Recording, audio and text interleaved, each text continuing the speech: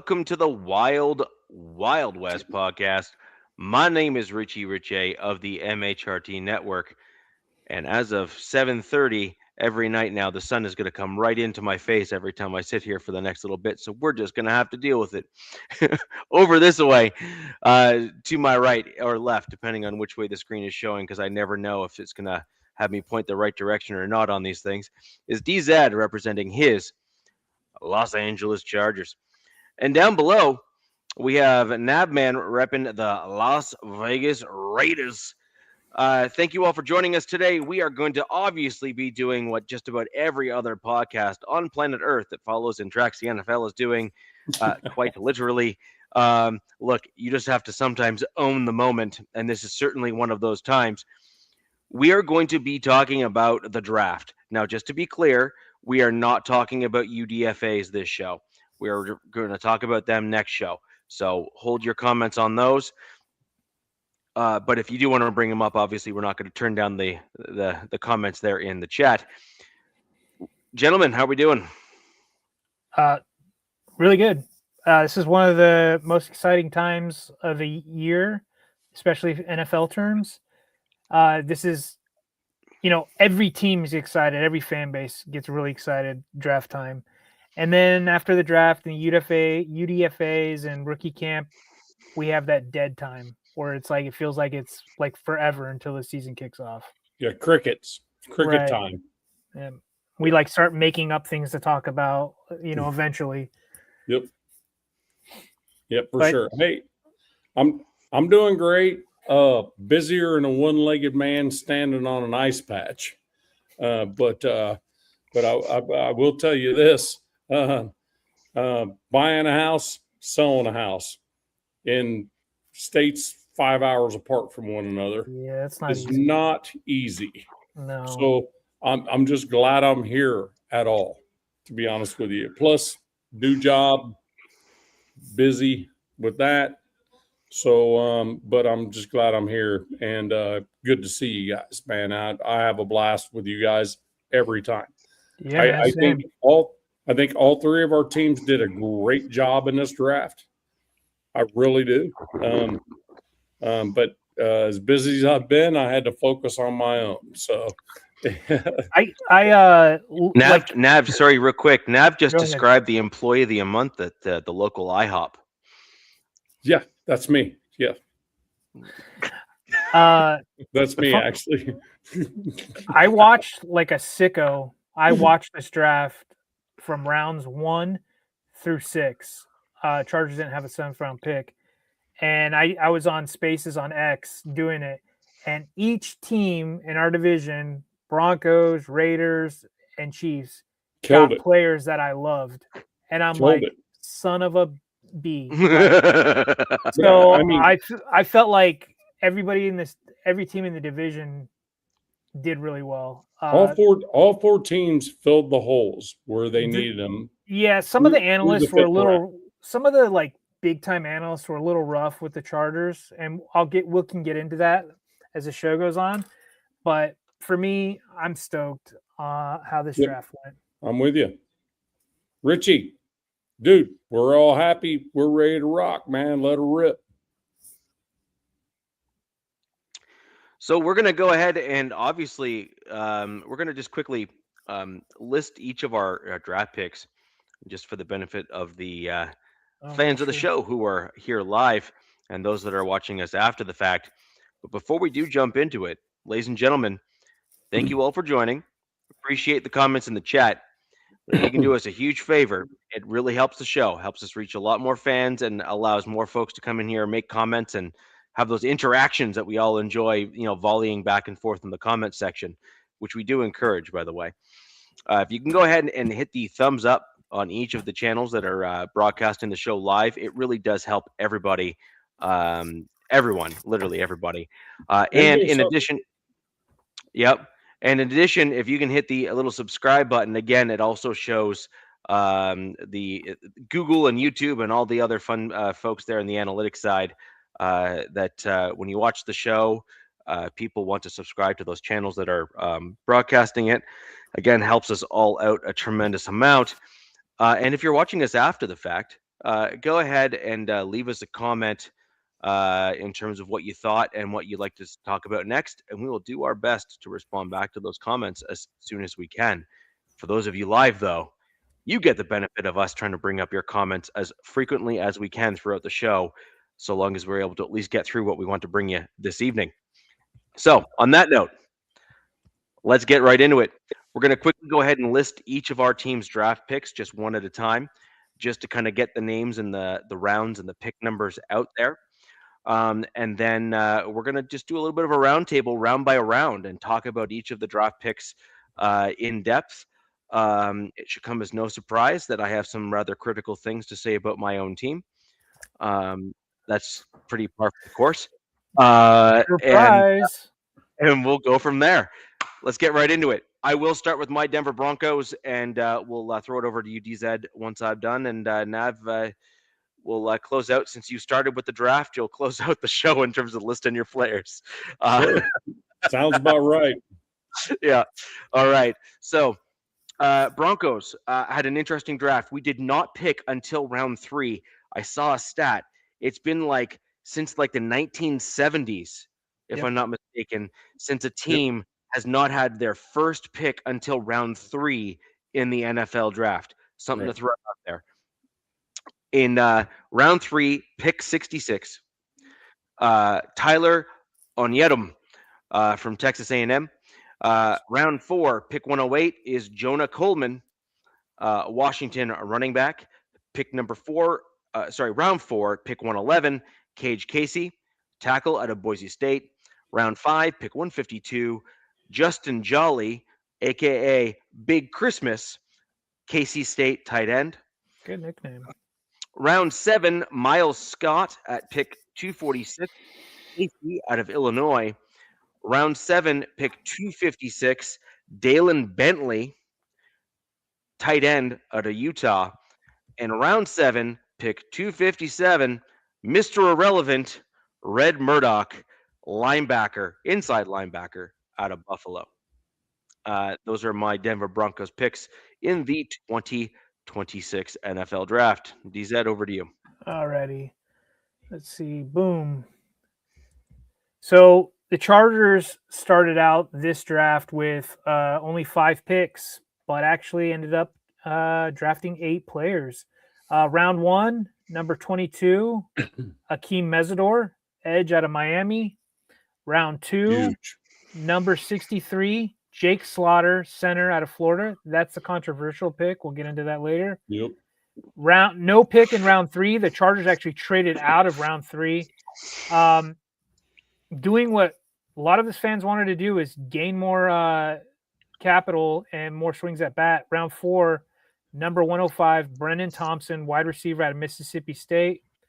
Another one in round 4, pick 117, Travis Burke, offensive tackle out of Memphis. Another one in round 4, 131, Genesis Smith out of safety out of Arizona. Round 5, 145, Nick Barrett, D tackle, South Carolina. Round 6, number 202, 202 overall, Logan Taylor, offensive guard, Boston College. And then 4 picks later, round 6 as well, Alex Harkey, offensive guard out of Oregon. And that ended our draft. No 7th round pick. And after me saying that I watched and was paying attention to the most rounds, I was happy to just end it at 6 and walk away. Navman, on to you, buddy. All right. Well, this dude, Alla 9738, absolute freak control, dickhead. Queefers. Just beat it, bro. Nice. Just beat it. Get the fuck out of here. That's a new Oh, word. wait, were we 10 minutes in? Oh, just barely. Wow. Woo. Squeak! All right. So just beat it before we do it for you. So anyway, all right. So for the Raiders, the number 1 overall pick was a shocker, absolute shocker. It was Fernando Mendoza out of IU, of course. 38, Tredan Stooks out of Arizona, free safety, which we need. That has been, especially with a 3-4, we're going to have that shutdown dude at free safety. Going to have that guy. Caron Crawford, defensive end out of Auburn, big, massive dude, great. Trezon, a guard, awesome. Gerard McCoy, we'll talk about later. He's a Vol. He's Tennessee. I watched the dude play in person, so we'll go with that. And Mike Washington. Talk about him later too, because I have a specific thing to talk about with that guy. Dalton Johnson, safety out of Arizona. Hezekiah Masses, another corner out of Cal. And then Malik Benson at 195, wide receiver out of Oregon. And Brandon Cleveland, a defensive tackle out of NC State to round it off at the end in round 7. So how many selections did the Raiders? It was at 10, you guys 10 prospects? 1, 2, 3, 4, 5, 6, 7, 8, 9, 10. Yep. So you guys went in with 11 and then ended up with 10, right? Yeah, but we got we traded back from 36 to 38, and we got 2 more next year. So. Okay. Cool. Oh, okay. Yes, that's where it is. So, okay. Yeah, I remember you guys did something like that, and that was trading away Caden McDonald. Yeah. Oh. Basically, because when that was done, that's the pick that was taken was McDonald, Caden McDonald. And then Richie, you guys, did you guys trade back? You guys traded back as well. Mm-hmm. We went from 62 to 66. And then we gained another 6th round pick. And next year one, didn't you? I don't think so. Oh, I thought you got both. We might have, but I don't think so. Okay. I have to double check. But what we ended up doing was then we packaged those 2 6th and then traded up in round 5 for Justin Jolly. So we did something similar. Chargers traded back. I'm pretty sure it was twice, and then used one of those 6 picks to jump up to get our 4th round pick to get in there. So to grab our 4th. So yeah, a lot of movement, surprising, which is it was fun. It was a fun, chaotic type of draft. People were moving all over the board. Yep. Do you want me to just run? I don't know the numbers, but I can just real quick do the Chiefs prospects, or we'll just do it at the end of the show if you want. Well, I mean, if we're going to do roundabout on like 1st round, 2nd round, 3rd round, so should DZ just go ahead and start on the 1st round? Because Richie, I don't think you had just do round by round. Just do round by round. Just do round by round. And who? Okay, so it was Fernando Mendoza. Do you want to do a little brief brief take on him? Well, I mean, it's going to be very brief. I mean, it's obvious. I mean, he's 6'5", 225. He doesn't have a cannon, but he makes great decisions. Doesn't throw picks, and he's already starting to freaking get in the building to get under center more. To be able, because he wants to be comfortable getting his back turned to the offensive line. Right. You know what I mean? So some Jalen Hurts refuses to do. So, you know what I mean? This dude is going to do whatever it takes. I saw the press, like Fernando Mendoza's first introduction with the Raiders, and he immediately let off an F-bomb. So it was like, oh, there we go. He's already well, thing about it is he did that at the national championship game. They had to bleep him on it. But I mean, it's just people are like, okay, he's normal. Just look, I have a lot of religious friends. F-bombs are not off limits for them. I'm just saying. When they're excited, an F-bomb might fly. Yeah. I'm It's just a saying. fun little story. So it shouldn't be a shock, especially a high energy dude like him. But I mean, the dude, there's a reason why he's number one. Right. There was nothing he did not win, and he took a team that has never won anything Right. to the promised land.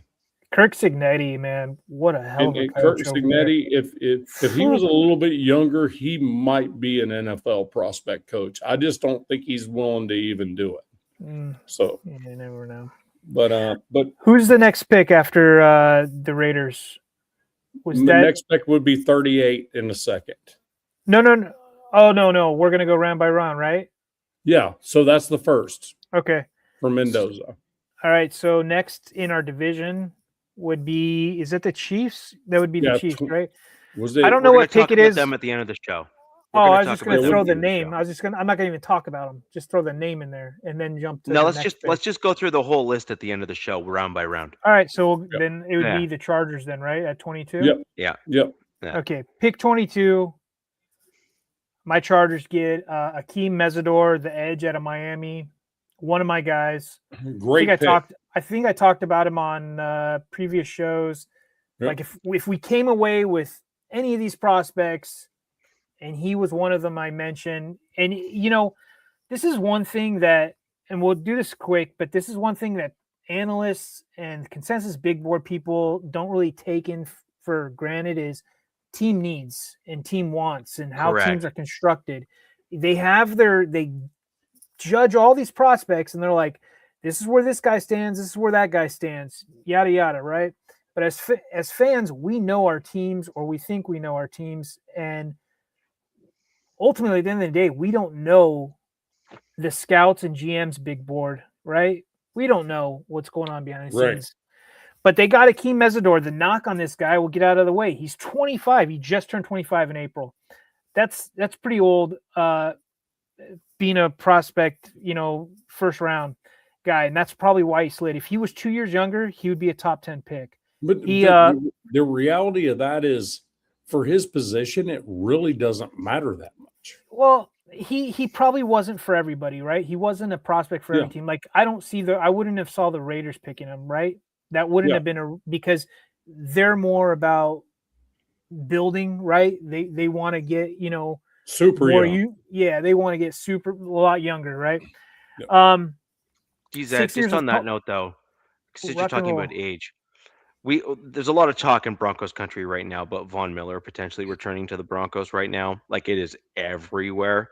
And didn't you mention Calais Campbell just recently? And Calais Campbell's another dude who's in the same ilk in terms of age. Okay. I had to look up because I didn't believe the stats that I was hearing. Von Miller had like 9 sacks last year.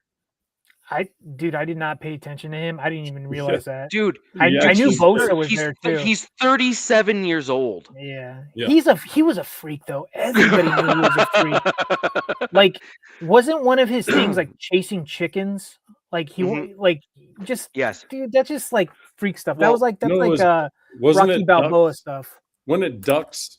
It was ducks. It was chickens. I don't know. No, it was chickens. Chickens or geese? I couldn't remember. No, he owns a chicken farm. Literally, he owns a chicken farm. Like that is his jam. I've never understood it. It's his thing. Good for him. You do you, my man. Love it.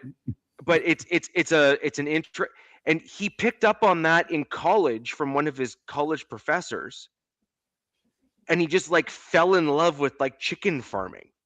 Right. It's like cool. Look, chickens stink to high heaven, and I'm like not about it. I like them, but I'm just like, you're always checking to see if snakes are jumping out or foxes. I like chicken. I love chicken. Yeah, it's great. Yeah, but the point is, 9 sacks at age 37 is kind of the point.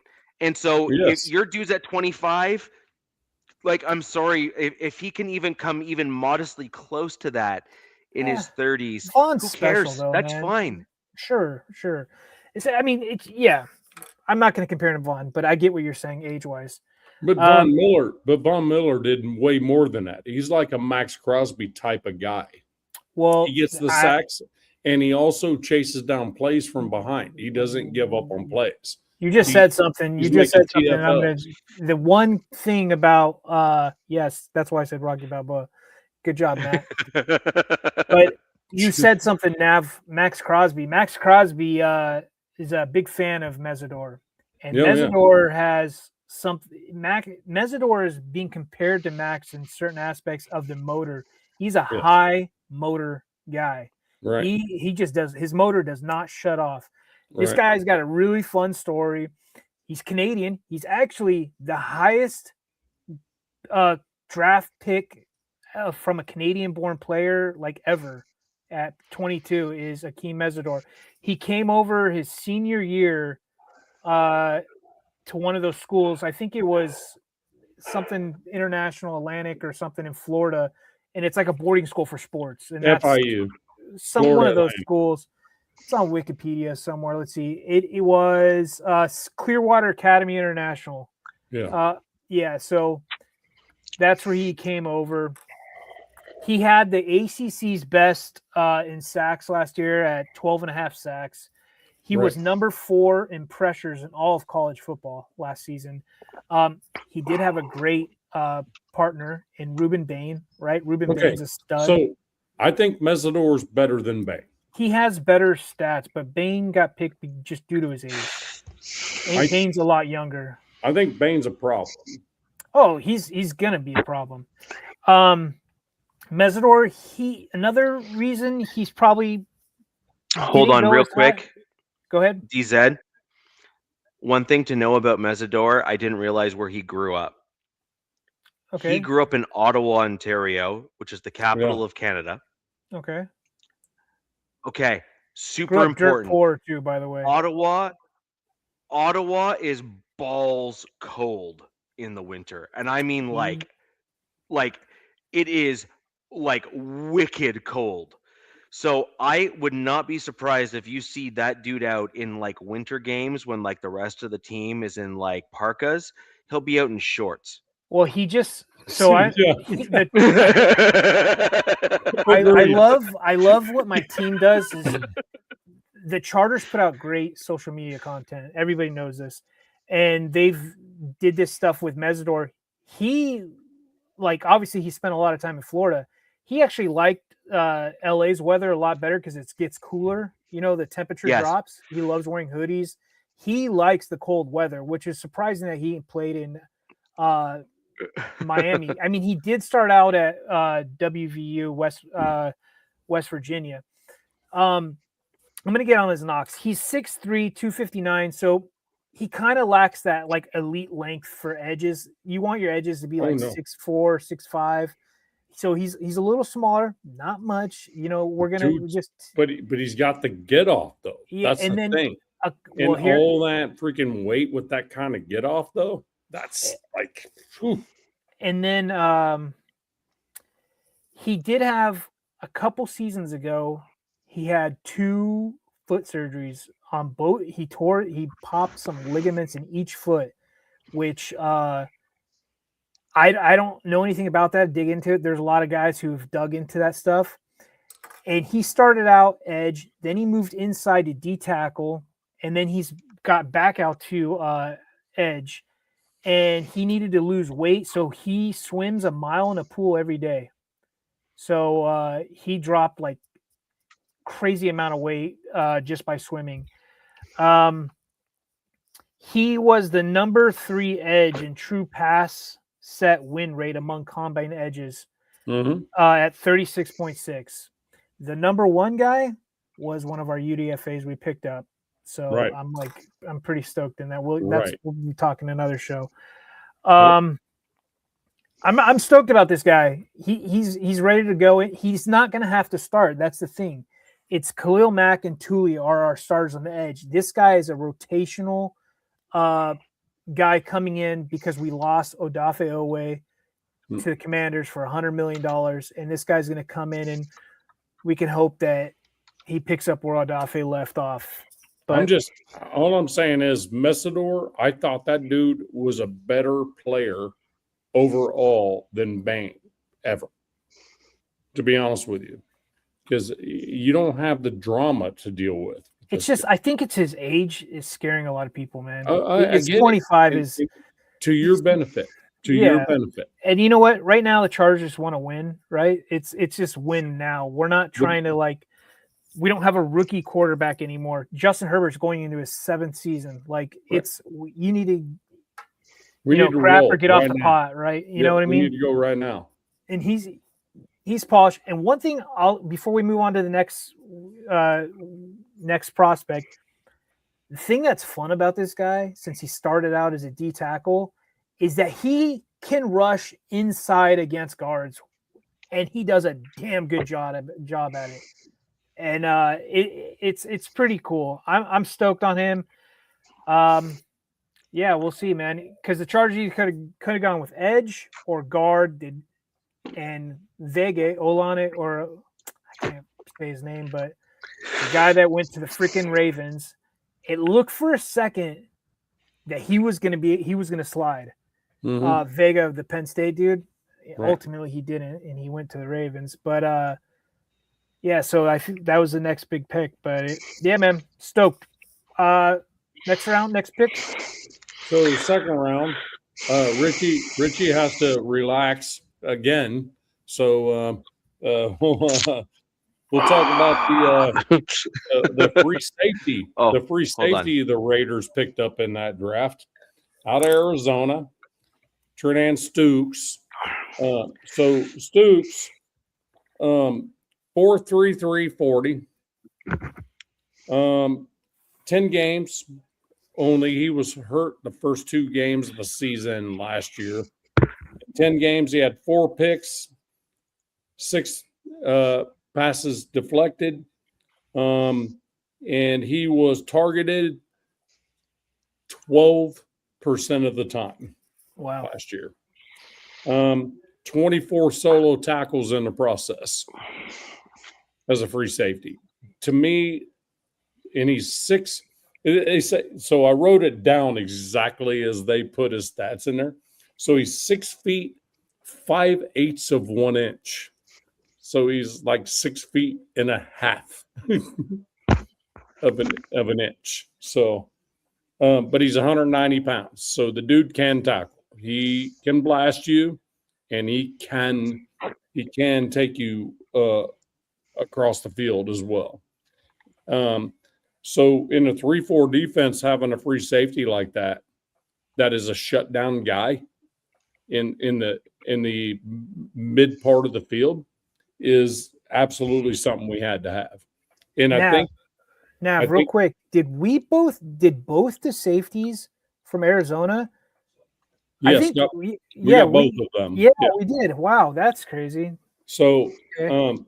So the thing about Stukes was, had we not traded out of 36, probably would have had McDonald. You know what I mean? At defensive tackle. But because we got offered what we got offered, it's like, okay, well, those were our 2 pieces that we were thinking we wanted to get. So we'll take draft capital for next year. And so we'll just get our free safety now instead. And only go back 2 picks. I mean, no brainer, right? How do you feel about Stukes just briefly being able to look into him? Are you pretty satisfied with the pick? I watched a couple videos before we got on here of this dude, and he's a better receiver than most receivers. Let's just put it that way. He's a ball hawk type. Anybody in the chat, what do you guys think about Stukes, especially Raider Nation? Yeah, I mean, a lot of them were saying Stukes was huge.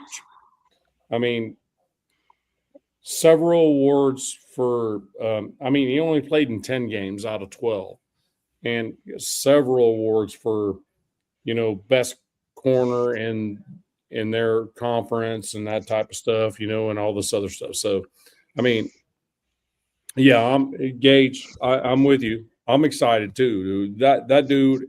And he's watching the interview and watching the draft footage of him.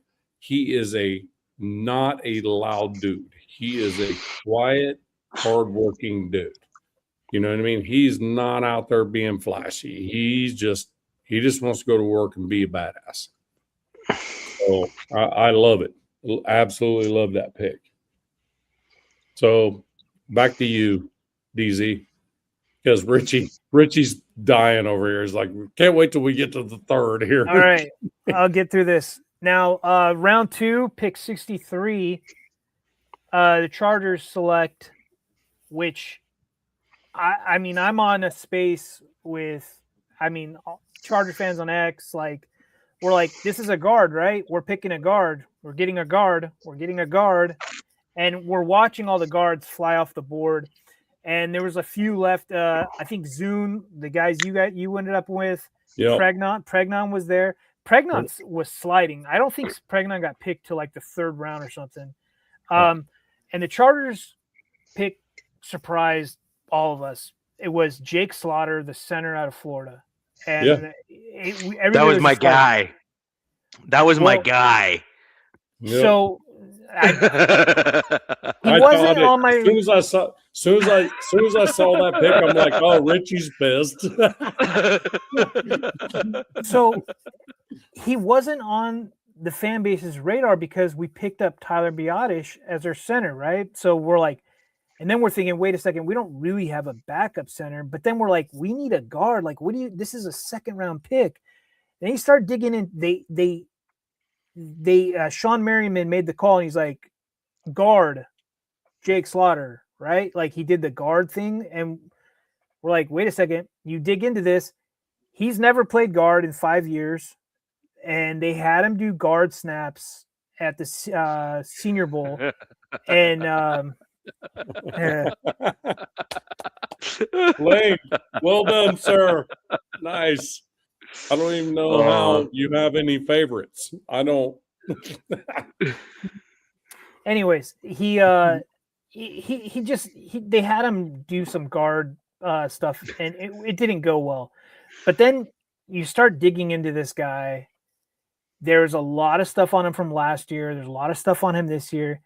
This dude's a stud. He's an absolute effing stud. And I think the Chargers are betting that, hey, we can get this guy to compete as a guard. And in worst case scenario, we have our center of our future as a backup. And if it doesn't work out at guard, we'll figure it out with somebody else. He scored a 9.97 RAS score, which is like elite. Insane. It's elite level. Elite. Yeah. The only knock on him probably is that he there's knocks. You can nitpick his techniques and stuff, but like he could stand to gain a little bit more weight. He's 6'4", 303 pounds. So I'm sure they probably want him to gain a little bit more weight. Only Zed, you're missing one thing. Go ahead. Why couldn't he compete for the starting role this year if he shows out? Well, that's what we're hoping. But yeah, he's never played guard though. No. You're starting center. Why couldn't he with Tyler? Out? Yeah, no. Why paying Tyler Biotish $30 million, but if he could play but who cares? The point is that you got a dude that you just drafted with a 9.9 RAS score who was in a upper tier center in this year's draft. Why is it not a real deal possibility that he could potentially beat out your current center? Why is that not possible? He could. I think, who knows, Rich? We'll see, dude. Like, this guy, the more I look into him, the more I like about this guy, man. Like, he's everybody says he's so freaking smart. He's sorry, Don. Guys, hey, sorry to interrupt. I'll be back for a moment. My daughter's calling me. Man. I need to take this. And only 22 pressures he's allowed in 3 seasons as a starter. That's 3 seasons. 22 pressures. That's it. As a center. This is my whole point in why I was hyping him pre-draft, right? Like, no, I know. Yeah. He was projected as a top 50 pick. Got him at 63, so right around that. I can see it. Look, dude, this guy's got the pedigree. If he really, they told him on the phone, they're like, hey, man, we see you as a guard and our backup center right now.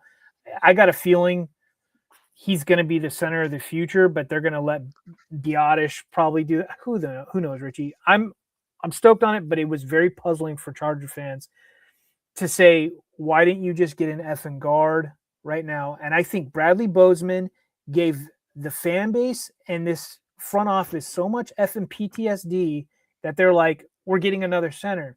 And then on top of that, you got a good one though. They got a really good one.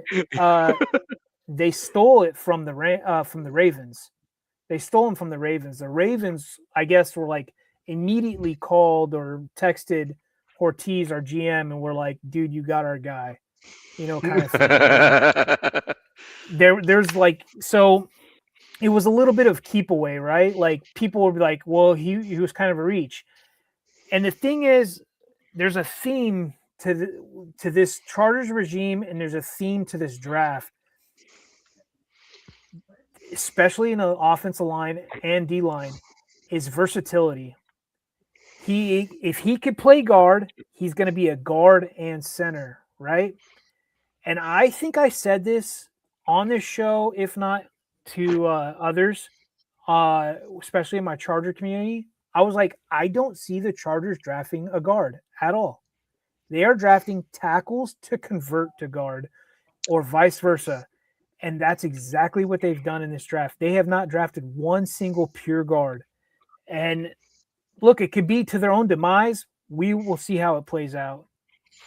But that's what I got on him. What position is more valuable? Opposed to what? I think tackles. No, a pure guard is less valuable than a dude that's used to playing tackle at the college level or collegiate level. Right. And if he can swing inside and play tackle, that's a way more valuable position for any team at the NFL level, like by far. Like, look at how I rant about Palcho.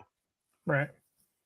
The dude plays right tackle, right guard, left guard. Like the dude stepped in for McGlinchey, and our run game got better. Right. Yeah. Like McGlinchey's like that's the point, right? You want a guy like that. You want a tackle who can have that kind of versatility and do those sorts of things for your team. There were fans calling like, hey, like, and I think Dunker, he went, I don't know if he went in the 4th round or what, but they're like, you could have grabbed Dunker. But then again, look, Dunker still has to learn how to play guard because he was a tackle. Some would argue reverse cowgirl, but hey, look, you know, teach their own. But this guy, it's going to be fun to see him compete at left guard. And as I get through the other prospects, he's going to have a lot of other guys to compete with. Mm-hmm. Mm-hmm. I agree. So that was our pick 63, round 2. I think this kicks it over to you, or is it back to Nav? It's back to Nav. To Nav. He's on the phone. Yeah. All right. You good? Yep. Nothing a credit card can't fix. Hang on real quick. Oh, Jesus Christ. This team gives me PTSD, man. Their defense. The Texans draft, my honest opinion, is that was dangerous, the crap that I saw that team pull in the draft. They literally stacked like basically on top of an already existing strength. They filled in voids and gaps, and they also then brought in dudes that can kind of allow them to Jack kind of build into the future as well. Where did I say I got the Houston Texans? Put it in the chat because I told them where I've got the Houston Texans this year. The Texans, what they're doing on defense there is it's scary. It's insane. Yeah, it's insane. I can't believe they just continue to build on one of the best defenses in the league. It's scary, man. Like it's just unreal. And then what they've brought over on offense, and all you need is upgrade that offensive line, and you need a CJ Stroud bounce back. It's damn it. But yeah, man. Yeah. Legit. They have brought themselves to being like the real potential of being contenders. In my opinion, They were missing a few pieces. Their only piece right now is CJ Stroud had a bit of an off year compared to Yeah. where he was earlier in his career. So the Right. question for the Texans isn't how well did they do in the draft. The draft, I think they absolutely knocked it out the park, in my opinion. Oh, yeah. Like I think they freaking Right. killed it. However, the question for the Texans is last season indicative of the new normal for CJ Stroud, or was it an anomaly and he's going to then revert back to where he was earlier in his career? Well, If it's and the latter, the league is in trouble. Like legitimately in trouble, because that dude big time. had one Big hell time. of a career in the early stages there. And if Right. last year was the new normal, then I think the problem with the Texans is that they're going to be in this interesting position where they're going to need to make decisions very quickly on Stroud if they actually want to compete, because they have one hell of a team, and they're the team that could like literally trade the farm to go way the heck up in 27 to try to get their quarterback, because I think they're ready now. And in fact, Agreed. they're not only ready now, they have a young team that's ready now. And I think Yes. that's like the best case scenario for any NFL franchise. That's my rant on Right. the Texans. Like that team's like legit scary. Like Yeah, legitimately they are. scary. That defense is going to be blindingly. I mean, they were one of the best last year. I'm tired of seeing Yeah. them. They've kicked our ass 2 seasons in a row. I'm so tired of seeing them. But the thing about it is, I mean, there's no question in my mind they're winning that division. When the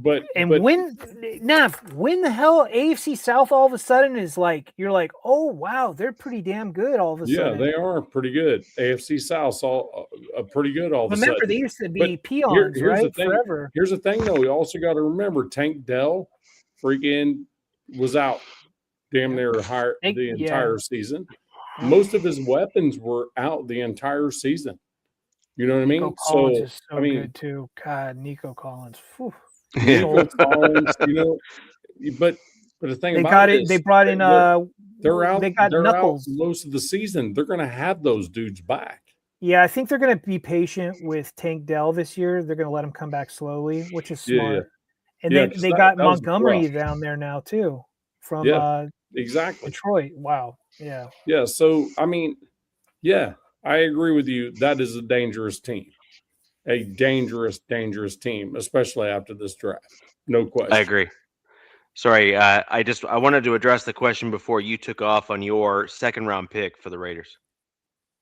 Oh, no, second round pick I already did. That was Stoops. Preaching to the choir, Preston. Preaching to the choir. Already talked about Stoops. Okay, so we've gone through the second round then. I don't think my Broncos were the top of the third. Were we at 66? Yep. I was at 67. Okay. Cool. So the Broncos finally decided that the 2026 NFL draft was a thing.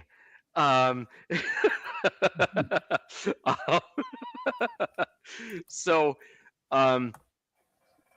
as I said earlier, the Denver Broncos had a list of needs, like legitimate needs, like you had to address them in the draft because they did not do so properly in the offseason.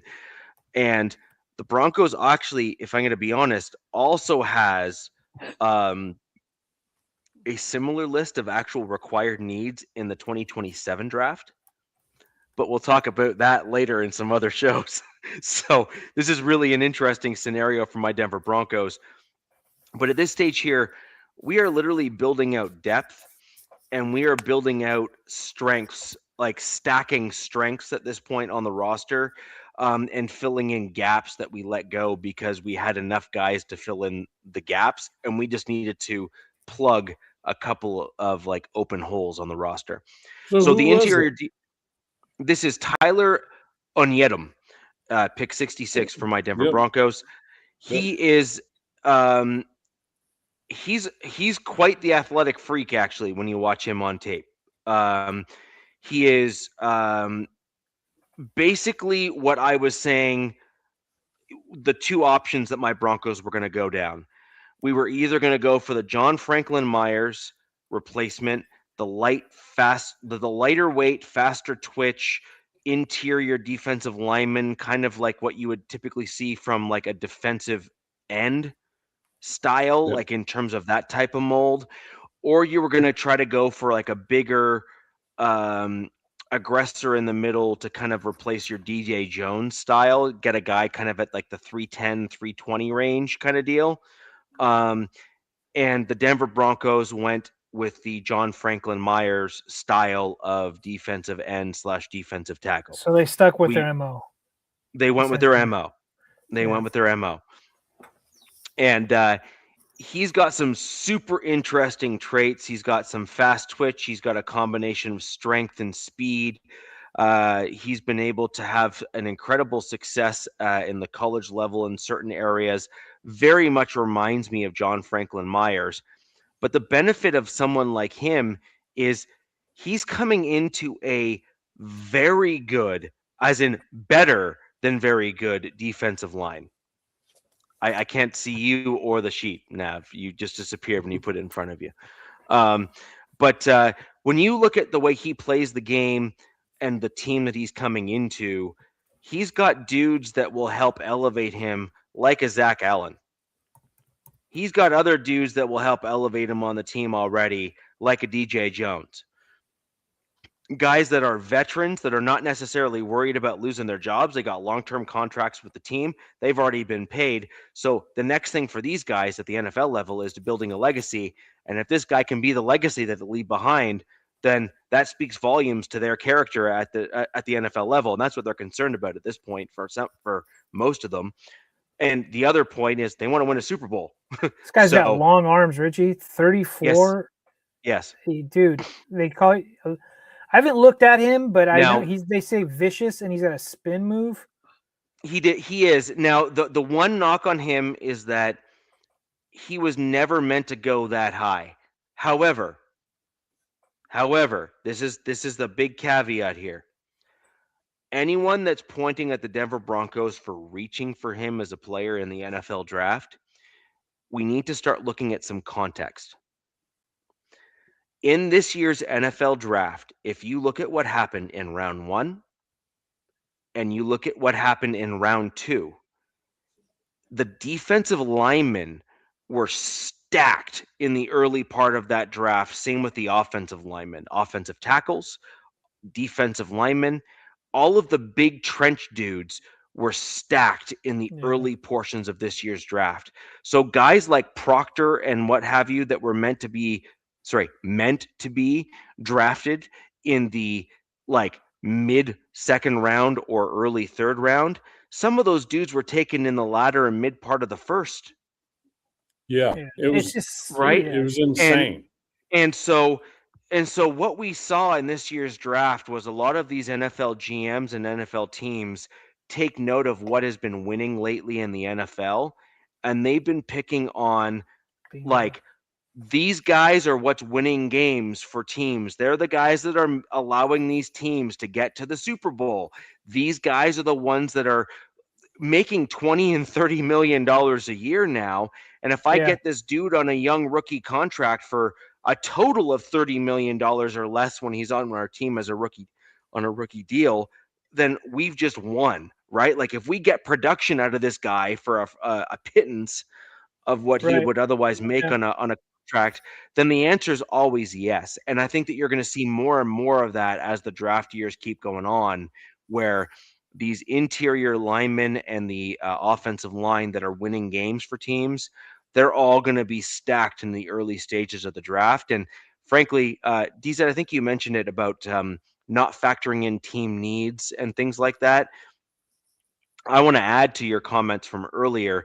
These big board analysts like PFF and all these other idiots that are getting paid off by teams and don't really know what they're talking about, they're not truly assessing the league for what it is.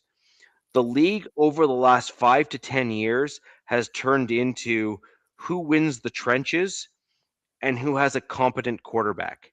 Once you then stack on top of that, you can basically kill it in the NFL after that. Anything else is gravy almost at that point. Yeah. You don't have to have a 4,500 yard quarterback these days. No, anymore. you need to Short have a health, maybe. competent. You have to have a competent quarterback, and you have to dominate the lines.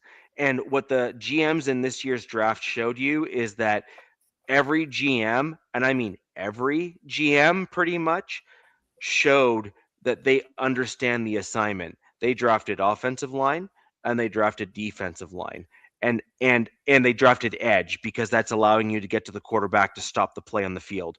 The point is that they're looking for like the next guys to hit, and they're valuing the contract after. So they're looking at the value of the second contract for a lot of these players, and they're saying if I hit on a guy early in the early stage of his draft and I'm saving $20 million, I can get myself to the Super Bowl because that's what every other good team has done thus far. And we're going to see more of that, in my opinion, for the next 4 to 5 years. I think the Chargers did exactly what you said. I'm like thinking about last year's draft real quick, but this year, 6 out of their 8 players were trench players. 6 out of their 8 picks, I mean, were trench players. And the Chargers drafted 4 offensive linemen, the most they've done since 1990. So they are doubling down. They've seen enough, and it's the trench game. But I kind of think it's a little bit of an overcorrection from their last year's draft, to be honest with you, and free agency. I disagree. And the reason why I disagree is because the Chargers had every business of being in the Super Bowl. They had every like here, let's put it this way.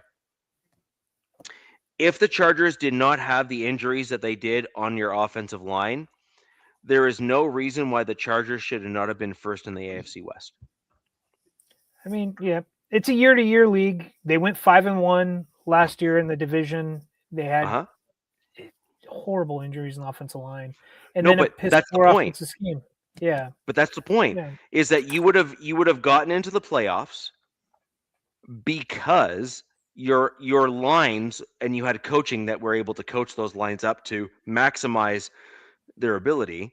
There is no reason why the Chargers should not have been first in the division based on your quality of play. It's a fact. It's a fact. Curse. Like your team just simply cannot figure out how to stay healthy. Nope. And your team has now basically said, fine, we're going to overhaul the dudes that we have on the roster for backups and depth and everything else. Bring in fresh blood that maybe hasn't been tainted by the old regime with the way that they did things.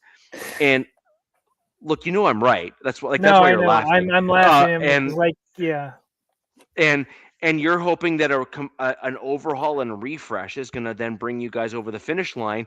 And I'm going to be honest, I don't think that's a bad strategy. I actually think it's actually a pretty good strategy. So I'm knocking scarred, it. Man. I'm just scarred, and but yeah, I agree 100%. I'm like, dude, just get new, fresh dudes. It's a new O-line coach this year as well. Like new offensive scheme. Let's get the new stuff going, and hopefully we can escape the curse for a few seasons because sooner or later it finds you. All right. So first things first, and we'll move on to the next. Go to you and Nav. Basically, the Denver Broncos, effectively with their first pick in the 2026 NFL Draft at round 3, pick 66, effectively drafted who they believe can be John Franklin Myers' eventual or current replacement, depending on how he shows out. For way cheaper, so that's kind of where we're at. For way cheaper, exactly. Yeah. So I think it's Nav. Nav, you're probably next, if I'd have to guess. What was your pick number, Rich? 66. I didn't have a third round pick. We were 67. Oh, that's funny. Yeah, 67 was right after that. So sorry, I just want to quickly address this. Mike, thank you for joining the show. Mike is a Broncos fan. He is the primary host of Mile High Monsters. You can find that channel over on YouTube. Mike is a huge fan of the show. He's ranked the Wild Wild West in the top 20 podcasts a couple years going now. So in terms of the Broncos podcasts and podcasts out there, he is a fantastic fan of this show. A couple days ago, he made a comment on the podcast that he wasn't getting super, so I gave him a super, and this is his returning That's the funny. favor to the show. I do That's really funny. appreciate it, Mike. He had a great show earlier this evening, which I participated in the chat on. Mike, thank you for joining the show.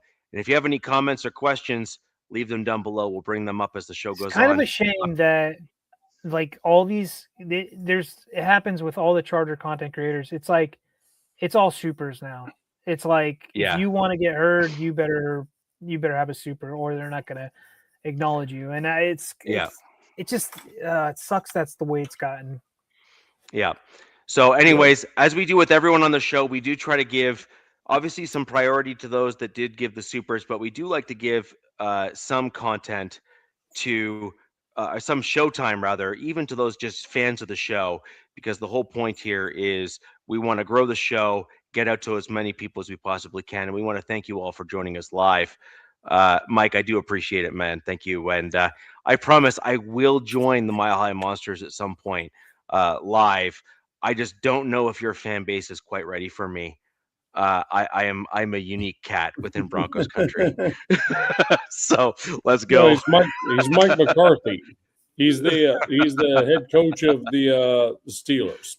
Last I checked, so he looks just like him. For crying out loud! When people say that, I'm like, yes. Yeah, he does.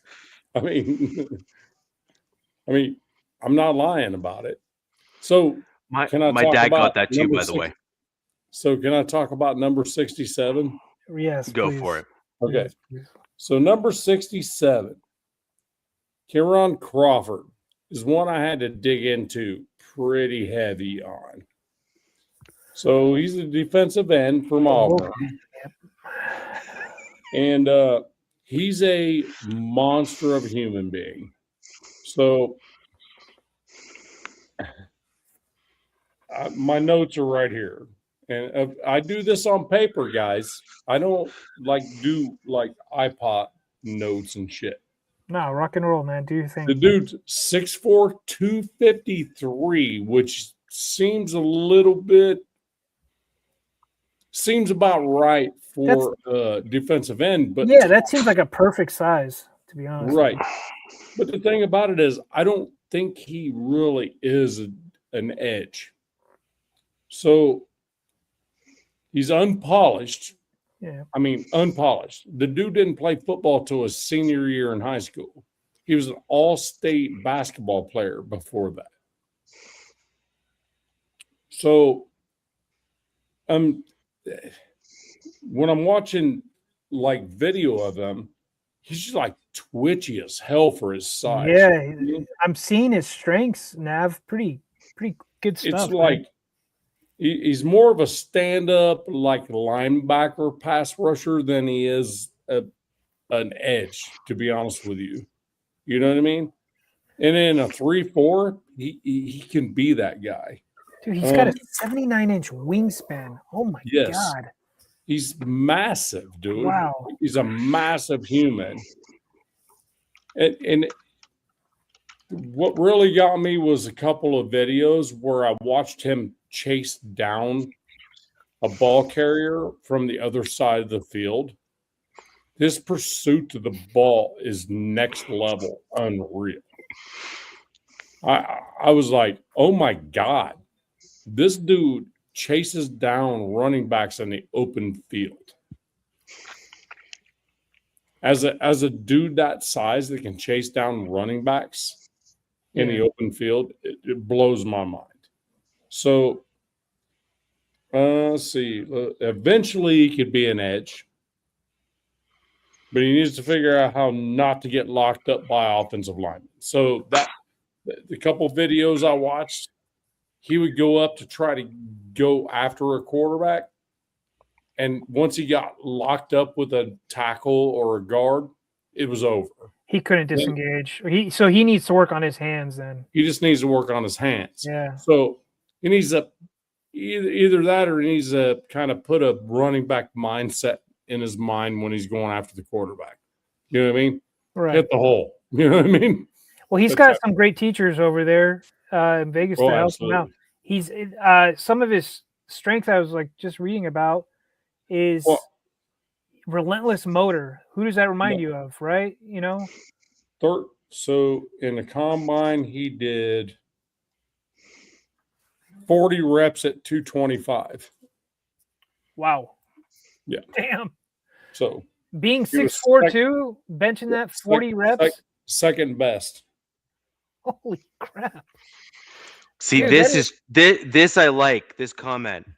Yeah. I agree with this for sure. Like Max Crosby was never a Oh, super yeah. high draft pick, and Nope. he learned the technique to then become elite at the NFL Yes. level, His and motor is deemed carried him. exactly. His motor And carried so him while he could feel it. Max, This this is is look at this, Max reminds me, and fake it till you make it. And I'm not saying and it's fake, but he this is a faked it Max. until he made it and became freaking what he is today. This And this is a Max pick. My guess is get this dude from Max. Probably, yeah. You know what I mean? Get this Yeah. guy. Get this dude. Somebody You know what I he mean? can take under his wing. Do you know how this guy? Do you know who this guy kind of reminds me of? Although he's slightly smaller, but just like in the same general vein. So the Denver Broncos picked a dude in the second round, just before our Super Bowl 50 run, by the name of Derek Wolfe. Oh yeah, everybody. Yeah. Cool. And you know what he reminds me of? He had the motor. He reminds me of Javon Curse. Yeah, but the point though is that he had the motor and the drive, was lacking some of the technique stuff coming out of college, but had the team around him to help learn those skills that he was deficient in. Well, Max Crosby is right there to help this dude out, to have him learn those deficient skills. And like, let's be real, Max Crosby's not sitting there worried about whether or not he's going to have like a job or not, right? Like he's not concerned about that kind of stuff. And how many times we've talked about this ad nauseum, especially with our Raiders host. Max didn't have anybody to lean on when he got it when he got to the Raiders, right? So like Max is gonna be like, all right, dude, like I'm gonna show he's gonna be able to take this guy under his wing. I'm sure like he did with other guys. I'm sure he tried it with Tyree, before did his stuff. And he's got Kuntz there too. Kuntz is another wily vet as well. So yeah. Would he maybe even picks up this reminds me of something. Mesidor is 25. He said that he was even picking Ruben Baines, stealing moves off of Ruben Bain, who is like 3 years younger than him, right? Like he was like a senior and Bain was like a freshman, and he was like, whoa, dude, you're doing something, and he's picking off it. So it's if he picks up the hand fighting nav, stuff like that to disengage, it's huge, massive. Yeah, I agree. I love that pick, and I think it's a steal. I think that was a steal at 67, to be honest with you. So who's next? I have no third round pick, so it's going to be you guys. So I pick 108 in the fourth. Okay, so I'm next. Okay, so this dude at 91 zone. So, you got my guy, man. I was like, really? How did this dude get there? So he's a guard out of Texas A&M. Oh, by the way, pretty much won every guard trophy you could get in the SEC, bar none. At 91, for crying out loud. That was a great pick. 6'6", 312. It comes from an athletic family. I mean, I can throw all that stuff out there. I mean, his mom, his sister, they're all like collegiate, freaking next level athletes. Old man, freaking walked on to Tulsa. I mean, shit like that. I mean, it's just crazy stuff. So he had 50 starts in 5 seasons in college. 50 starts as a guard. Okay. My guess is the ones he didn't start was because he wasn't starting because he was behind somebody else. because he hasn't been injured. He hasn't been hurt. This dude had last year had a 96.8 pass block win rate. Wow. Elite. I don't know if best of any O-line in the draft, any O-line, any of them, had 7 quarterback pressures the entire season last year and no sacks given up by him. So you think he's plug and play probably this season? Yeah. Or that was next. It was like versatile, can play any position on the O-line. 33 reps at 325. Second most. And it had a 96 on the athletic score. Yeah, definitely. You stole my guy, damn it. Damn it. To me, that's a steal at pick 91. That's an absolute. And he came from a at A&M, which is a legitimate football program. Like they play. It's a Power 5 conference. They play but they play like a proper style. Like there, it's not just they pay the Power 5 or anything like that. It's pro style offense. Exactly. Yeah, exactly. And so you're getting guys that have a little bit more experience in what you're going to want to be using on your team. Overall, and not only did he do well, he excelled. Yeah. Right. So he not only did well at it, he excelled. And that's a big deal. I couldn't believe when I saw that. I had to look at PFF, Spotrac, and all this stuff, and they were like a percentage point or two. But his pass block win rate, 96.8, and gave up 7 quarterback pressures and no sacks last year. Yeah. That was at. This is why D linemen have to. You're just like more, bigger, stronger, faster because of these O linemen like this that are coming out. But it's like okay, and he played guard and tackle last year, and didn't. But he's a natural guard, right? Like obviously, he's actually a natural tackle, but he went in his draft as a guard. Okay. So, but the thing about it is, it's crazy that he played 2 different positions and never gave a sack up. Oh, wow. Good info, Jack. You know what I mean? He's the most pro-ready player he has ever coached. I don't doubt it. I was watching video of him inside and outside. He's the defensive edge, the edges do not get around him. That's my favorite pick from you guys so far, outside of Mendoza. To be honest with you, that's the steal of the draft for us. He's right, that's yeah, dude. That's the steal of the draft. Nav, I actually think your next pick is the next in line out of all of us as well. You're at pick 101. Okay, 101. Yeah. No shit.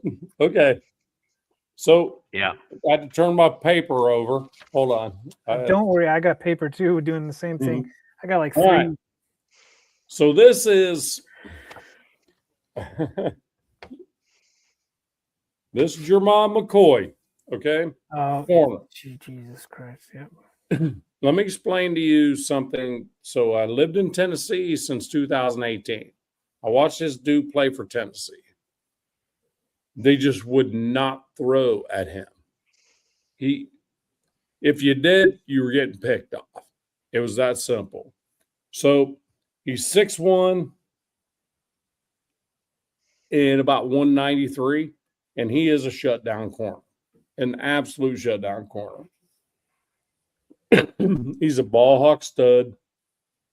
He was a ball shutdown corner until the injury. He had an ACL. He was out all year last year. To me, steal at 101, no doubt. Injury ACL last year, it was brutal. It was bad. that ACL. I saw it happen. It was terrible. He's been on commercials saying I'm still doing the work stuff down locally in Tennessee, and he can be a wide receiver. He's kind of like a Travis Hunter kind of clone, and he had like 780 yards receiving in 2024 as a wide receiver. So if nothing else, he's a special teams value. But at worst, I mean, Mendoza and a dude like this, I mean, he's a possession receiver with a lot of speed. We were hoping that this kid made it a few more picks, dude. So get this stuff. Get this. So ACL took him out last year. He went to the combine. He went to the combine and ran a 4.3740 while he was still rehabbing from that ACL. Yep. So he's a freak, man. He's a freak. It's not that ACL knee anymore, Nav. Everybody's worried about his other knee with that whatever's going on with his other knee. So you're saying he's slow? I mean, I'm saying he can get nothing but faster. I mean, it's like, pitchers, they get that Tommy John surgery and they actually end up being better pitchers after they recover from it because they have a little bit more snapback. I've seen a couple of doctors, like, the internet doctors, right? Like, go back and forth on Gerard McCoy. I've seen both ends of the spectrum. I've seen one where he's got degenerative knee and he's not for long. And then I've also seen the other doctor go, that's complete BS. I do these surgeries all the time, and he's going to be perfectly fine with this type of surgery. Right. And we'll just repair the bone plug, and he'll be fine. He ran a 4.37 at the combine. Well, it's not that he can. It's about his length. How long? Lateral. It's a lateral stuff. Yeah, it's like how long can he do this for, though? Well, that's a valid concern, though. I need 5 years. That's all I need. No, but that's a valid concern of how long can you keep this up without having to have some kind of repair done. The other concern is how, like, the repair itself that will eventually need to be done for a professional athlete, because you're just going to naturally aggravate something like that. The other question then. Go ahead. Yep. The next question. Nav said 5. There's a comment that says 4. The number I'm hearing is 3. That he has 3 years with his knee the way it is, repair or not, and then it's lights out. But who the F knows for sure? I wanted to take a gamble on this guy. He would be a top 10 pick. Like, he's legit top 10 pick DZ, without this knee issue. DZ, we got him at 101. If I get 3 great years out of him, dude, yeah, I'm happy with it. Yeah, dude. Right, but the kicker here is if you have. So here, let's look at it this way, and this is what kills me about the current Raiders regime, is they're actually competent. Like, you can just tell by what they're doing. It's awful. Yes, it's awful for me as a Broncos fan, but as a Raiders fan, I'd be ecstatic. No, it's great, but we're not used to it. That's what. All my Raider Nation people are like, we're not gonna. We'll believe it when we see it, type shit. You know? but the thing is at some point you just have to understand that what you're seeing is indicative of competence. So, like, you saw the offseason moves that the Raiders made, and it showed that your team had actually made the changes that were required to actually be a truly competitive team. And then the draft came around, and it was like, oh crap, that was like the offseason wasn't a fluke. Like, the offseason was actually indicative of the competence of the current team. Put that one on there from Crash Dog. We don't know how to do all this proficiency. Where's Crash Dog?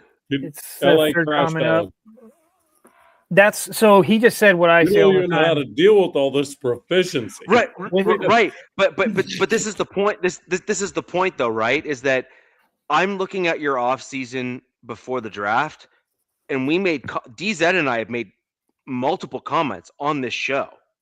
Like it's public, it's on record. Like we can't just like claim we never said it. Like Yeah. both of us have says like your team has shown that you have like you've turned the corner because you brought in a head coach that has pedigree and a father that knows what he's doing, and then you have a regime that's now in place that is clearly moving with charge? vision. No, What they're Trash moving Talk with said, vision. adults No, are they're finally moving in the with room. vision. I've been Yes, saying exactly. that with this Yeah. whole new Adults- regime and their Adults move. are in the house. I've been saying Yes. that. I've been a professional Raider hater for my whole life, and what I saw with them do this offseason, I'm like, oh crap, here we go. Oh, Yeah. yeah. You'd be a Yeah. worse Raider hater now. And I'm like, damn, Right. dude, they're getting it together. I mean, My thing is, all these picks are pointed. Everything's pointed at something. You know, that's why I'm like, damn. building to be good for a long time, not just And for it's short term. super young, bro. I mean, No, but your picks were picked with purpose. The oldest player on the team, I think, is Colton Miller. Yes. Left tackle. No, Nav, what your team has done this offseason is they reset the mistakes of the old regime. Yes. They brought in coaching staff that was competent, and they have brought in a combination of two things. One, they have attacked the offseason with a vision, and then they continued that same trend with the same vision in the same direction in the draft. Yes. Which basically shows that your current regime that you have right now is resembling, as you said, adults in the room or competence or whatever other descriptors you would like to use for your team right now. Right. That is going to be a concern because Pete Carroll did not show that he was with it. Like that whole regime and that whole thing was an absolute hot mess. I don't even know what that was. Right. Yeah, that was weird. It was literally throwing a dart, hoping that it worked, right? And it was like a PR stunt. I swear it was like the no. NFL calling the Raiders, like, "Hey, get Pete Carroll as a head coach, and we can sell this for a little bit." Well, it was a path to Mendoza. So that's a positive spin. That's a positive. Congratulations, Pete Carroll. Thank you for that. But I don't think anybody Doppelganger, saw Mendoza that's wrong. 2 years ago. Building now. So Doppelganger, this is wrong. You are not building for now in the future. You are wrong. Oh. Your Raiders right now are building a foundation. You're not building for now. You're actually only building for the future, but you're building with purpose. And I think that's even better, by the way. I'm not even knocking the comment. I'm simply correcting it slightly because your team is building with competence and direction. And so right now this season, your team's probably going to go from like the handful of wins barely that you guys had last season, and you're going to probably end up with something generally to the effect of like 8 or 9 wins, maybe 10 wins this season as you continue to build this up. But Richie, I'm going to defend my boy here. I think you're wrong. Ooh, yes. Okay, I think he's right. Building for now and the future. I mean, he is a Raider and you are a Broncos, so I'm just saying, building for now and the future. F you, Richie. Now, but I promise you, walking through the door after last season, I don't think any Raider fan intended to have too many more wins than we would have had last year. But what he's saying is what we've done exceeded expectations to the point where we might have a little bit more push this coming year than expected. So I agree with that. But hold on. So now and the future, I agree with him. What Well, you're you- saying you're is not a Raider thing. You're saying a Bronco thing. He's saying a Raider thing. Oh, Jesus. well. So- I guess it depends on your purview. So, my point here is the Raiders have done all of the right things to do good things this year and set a foundation for their future. That is correct. I agree with What's that now and wholeheartedly. future, right? Right, but you're not necessarily building to get to the Super Bowl this year. Although No. if Mendoza goes off on this like crazy spree, I mean the Raiders could like literally shock the league and end Yeah, but up is he even doing starting? some It's crazy probably things. Kirk Cousins that are starting. Well, The- Kirk Cousins is the current plan to start, but at some point, like here, I'll use as much as Raiders fans probably don't want to hear this. I'll use what happened with the Seattle Seahawks and Pete Carroll. They had no plans on having Russell Wilson start for the Seattle Seahawks when he did. However, he basically made it where they couldn't deny the fact that he was the best quarterback on the roster. And if Mendoza shows that he can be the difference maker on the team, as in like the guy that can kind of will the wins in a couple of games a season, he's going to start. I don't give a crap who's on your team, Cousins or otherwise. They're going to want to start him because he's going to show that he has the heart of a Raider, as it were, to get your team and get them across the finish line. And you're going to want to reward a guy that's playing or wanting to play to that level. It's just a fact. All right, they're screaming Raiders in the chat. We got to move on. We got to. Yeah. Okay, so Like, hey, all right, yeah, these we got to guys- do that because I got to go to bed. Like, Yeah, we got to. all right. We got to go So- through these prospects. All right, I'll go super quick. 108, Jonah Coleman. I believe the Broncos are next. I don't think the No. Chargers were before the Broncos, right? Right. 105 is the Chargers, round 4. Okay, so 103 you or go ahead. 105. All right, you go ahead, quick. All right, so yeah, real quick. So this is a guy that if the Chargers drafted this guy, Mike McDaniel would take his shirt off, and he didn't take his shirt off, so he reneged on that. This is Brennan Thompson, wide receiver out of Mississippi State. He is a whole whopping 5'9" and 3/8, 164 pounds. He ran a 4.26 40. Shit. A 1.55 10 yards, a 1.54 10-yard split. Oh my God, dude. So there's so much, like we said, we'll move in faster, but there's so much you can dig into it. It sounds like this guy, he bounced around a couple schools, probably looked at his size and were like, yeah, dude, you're just not going to be it for us. You have crazy speed. He finally got full starter reps his last year at Mississippi State. He was third team all SEC, led the team with 1,054 yards, 57 receptions, 6 touchdowns, started all 13 games. This dude is like, I think his only punt or kick return went for a touchdown. He has like 7 or like the most like 42-yard plus receptions, or there's like crazy stats on this cat. If this was a Mike McDaniel pick, if I ever saw one, insane speed. Like a Tyreek Hill, like it is. He's type not of as pick. no. So Tyreek is a 1 of 1 because Tyreek was built like a pit bull, right? Like he was Right. just sick. This guy is kind of similar stature and speed, and I'm sure Mike can figure out a way to use him. But the thing I liked about this guy is like he can line up wide. It's just don't let that cornerback put a hand on you. Right. Because this guy has killed guys in zone and man.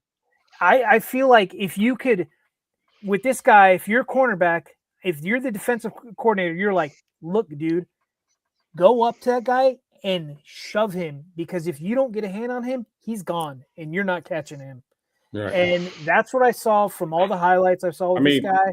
Yeah, 4.24. Yep. If you don't get if you don't get a piece of him, I think it's over. they clocked him at like 24 miles an hour or something like 24 miles an hour. Yeah, he's just Oh my he God. is he's fast. And you know what? At the very worst, he's gonna be our new kick and punt return. Compete for kick or punt return because Darius Davis, the guy we got from You yeah, think? right. I mean, My concern is he's tiny, but look, we've seen it with other guys that are tiny. You know what I mean? Like have success. I'd like to What see are his him hand sizes? let's see up here real quick. Genesis, Travis, Brendan Thompson, right here. All right, his hand. He's only got 9-inch hands, right? So he doesn't have massive hands. Okay. For now it says- 5'9", that's pretty good though. So Yeah, it is actually for 5'9". yeah, it is. probably. You guys are probably right. 4.264. God, that is just like I'm getting winded just looking at that. It's insane. There's like some really fun things that came out. Oh yeah, his lone career punt return went touchdown. 7 of his 10 career touchdowns came on plays of 42 plus yards. So Yeah. that's just sick So stuff. the Broncos had a guy by the name of Trinan Holiday, who is a home run hitter at the punt returner, kick returner position during the general run of Super Bowl 50. He had a fumbling problem just because of his size. He was a very small, lightweight dude. And so that's why I asked about the hand size, because the one challenge we had with him was just the simple fact that, he could run it to the house at literally at any moment. Like he was that quick and that fast. But the problem is he was so small that guys could bring him down really hard and force a fumble. So that would be my only concern with someone like that. I think that's the that concern, Rich. Yeah. It's just he's just so much smaller. Now, I don't think he's 164 anymore. I think he's like up to like 170-ish. Like that makes a difference really when you're playing against giants. But this is definitely going to have to be well planning for him to be used and stuff in there. What does I remember? Damn, even that small? Holy crap. He was small. He was not big, man. But he was lightning. He was literally a track was star. Darren Sproles. Darren Sproles was like pretty crazy. Let me see. Guys, we got to move, bro. Otherwise, yeah, let's move this on. All right. So that was 10 something or other. And yeah, I don't have another one. Next one. I'm at pick 108. That's you. So I'm at pick 108 and 111 with my Denver Broncos. I don't believe that any of us were in the middle, but I will I'll blast through these two picks real quick. So Jonah Coleman, pick 108, my Denver Broncos. He is exactly the size, weight, like he's not the height that I wanted from the running back. You all know I wanted Katron Allen or someone like that who was a little bit over 6 foot, but the same height and weight. Jonah Coleman is, and I've said this on X, I'm going to say this on the show. He reminds me of CJ Anderson. 5'9", 5'8", 225, short, big, stocky, good balance, catches the ball well, runs the ball well, pass pro, the whole nine. He reminds me of CJ Anderson, and CJ Anderson is one of my favorite running backs for my Denver Broncos of all time. CJ Anderson had balance for days. He would get hit and not fall down. Like he had some like real crazy balance in the running game. It was CJ Anderson did. So Jonah Coleman, I'm a fan. I love that pick. One of my favorite picks for my Denver Broncos in this year's draft, because you all know that I wanted a running back for my Broncos in this year's draft because I felt that was a huge weakness for the team. The only thing I'm waiting for is Rashul Faison. I want him as a UDFA, but I haven't seen him getting signed yet anywhere. But we'll wait and see what happens there. So, Rich, Jonah Coleman, only 1 fumble in 552 carries in college. Correct. That's good. Damn, that's crazy. Really good. 1. Yeah. So, anyways, that's look. It's hard to argue against the statistics there. And when you actually watch him on film, I just ask that you watch his pad level when he gets hit. He never really goes off kilter. It is a unique skill for a running back to have. Jonah Coleman has it. I'm stoked for him as a pick for the Denver Broncos. He is basically what RJ Harvey is not. Yeah, that's what I Right? can see that. He is he is everything that RJ Harvey is not. And They're just I love that They're pick. yin and yang. Yeah, They're yin yang. Yeah, I love that pick for my Denver Broncos. Round 4, pick 111. The Broncos had a pick in very short succession, so I'm pretty sure we're next in line there as well. Was Cage Casey. Cage Casey is an offensive tackle out of Boise State. He is a middle of the road pick as far as I'm concerned. I think we could have done much better with that pick. I think we could have got other dudes at that pick. In my opinion, there was other guys that were on the board that I liked better. Frankly, I kind of liked your UDFA guy that you got, actually, Isaiah Worlds. As a better pick at pick 4, at round 4, pick 111. I also liked a couple other guys that were there still on the board at pick 111 as offensive tackles. But my Denver Broncos view him as likely a guard, kind of like a Palcho replacement, now that Palcho is probably going to be worked into the starting lineup.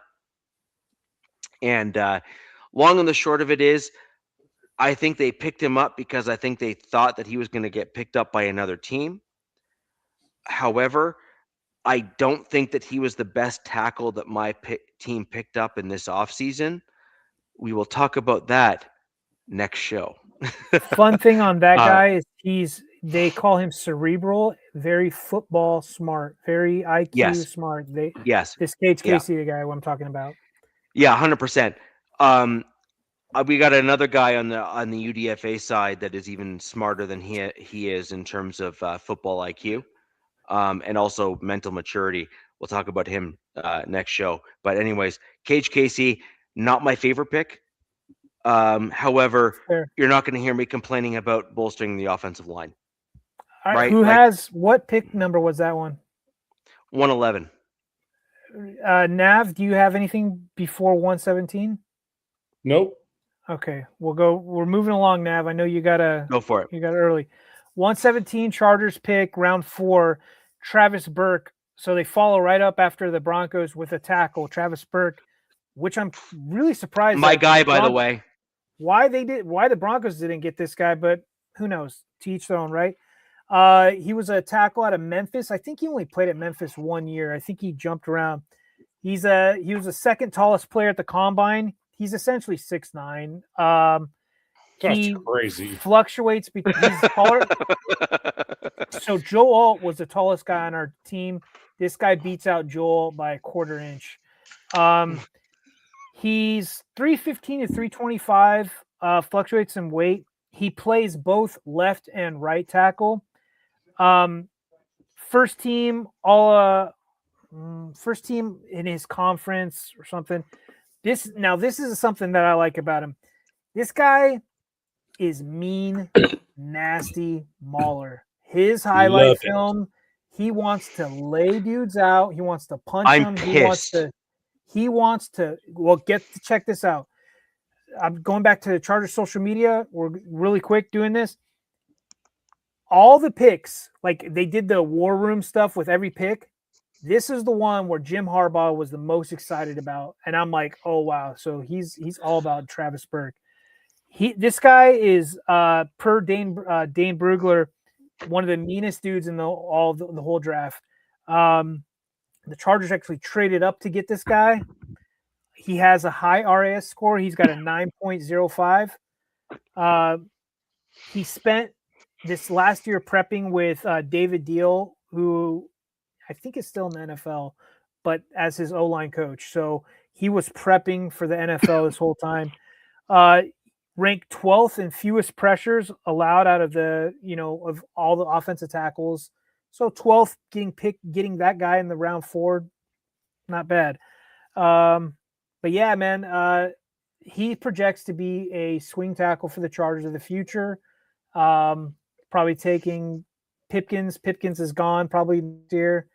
And excited about this, and he might play sooner than later.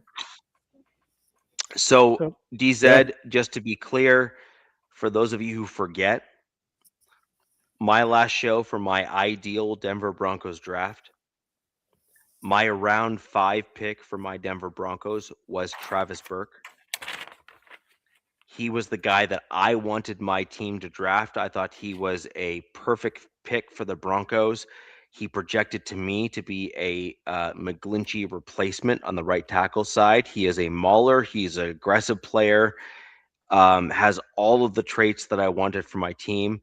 And while I hinted at it, I may as well just come out and directly say it. Why on God's green earth did you pick Cage Casey over Travis Burke for my Denver Broncos, knowing that McGlinchey is coming into effectively an out year at the end of this year, when you could have him sit behind and learn from a dude that is similarly sized, actually, because McGlinchey's quite tall. Yeah. And learn in the room from a guy with similar technique and similar limitations and or hurdles to overcome at the NFL level. I never understood the Cage Casey over Travis Burke pick for my Denver Broncos, but that's me.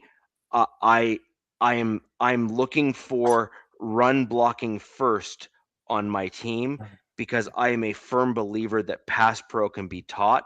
Run blocking is a mentality, and you either have it or you don't. That's and I've heard it from multiple linemen, including a guy that I actually respect, and that's Mark Schlereth from the Denver Yep. Broncos. Yep. He has mentioned that over and over again that it's a mentality. You either have it or you don't, and I completely agree. Nav, I think you are next in the 4th round for your pick. Yep. Hey, look, hey guys, I'm gonna blaze through the rest of them because I gotta go to bed. Go for it. Yeah, that's fine. man. Okay. All right. So this one right here, I really like. 122, Mike Washington.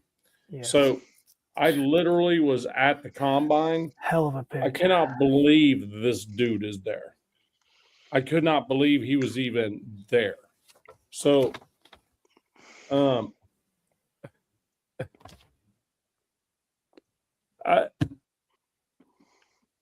first, he was the best all-around running back at the combine.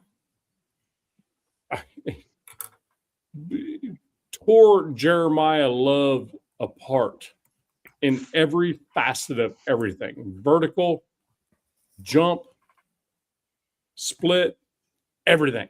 Blew his doors off out of Arkansas, right? And he's a big-bodied bruiser type of running back. Oh, yeah. 6'1", 223. Wow. 6'1", 225, 223, something like that. Wow. Yep. Let's see. Yeah, 6'1", 223, runs a 4.3 340. Damn. Yes, that's what he ran at the combine. It was dang near a running back record. I mean, he won. He was pissed because he wanted a 4.27. Dude, the knock on him is stupid. His knock is ball security, and it's like 5 fumbles. There's no knocks. Well, none. I'm looking at it, right? I'm looking at some stuff. That's his only knock I'm seeing, and I'm like, that's a dumb knock. Ball security. I mean, it's not dumb, but I'm like, he's a bruiser though. Why did this guy slide? Is it just? I don't know. I'm trying to figure out why, but fumble percentage. What? Look, guys, I was at the combine watching this dude. No, he was fumble percentage. Absolutely. That's why he slid? Just because of that? Percentage? If you look at the number of carries that he had, versus the fumble percentage that he has, it is not good. It's 10 recorded fumbles over 5-year college career.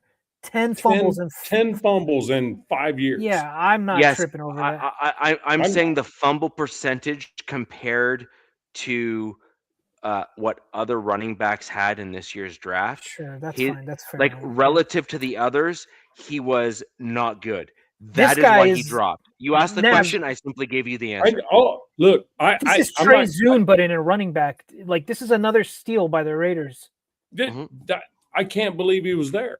Me and my Stick daughters him on his were at gloves. the combine watching this dude blow Jeremiah Love's ass apart on every facet of running back Dude, this out of Arkansas. hell of a pickup. Even though I elite love pickup. Jeremiah Love, hell, I met Jeremiah Love's parents while I was there.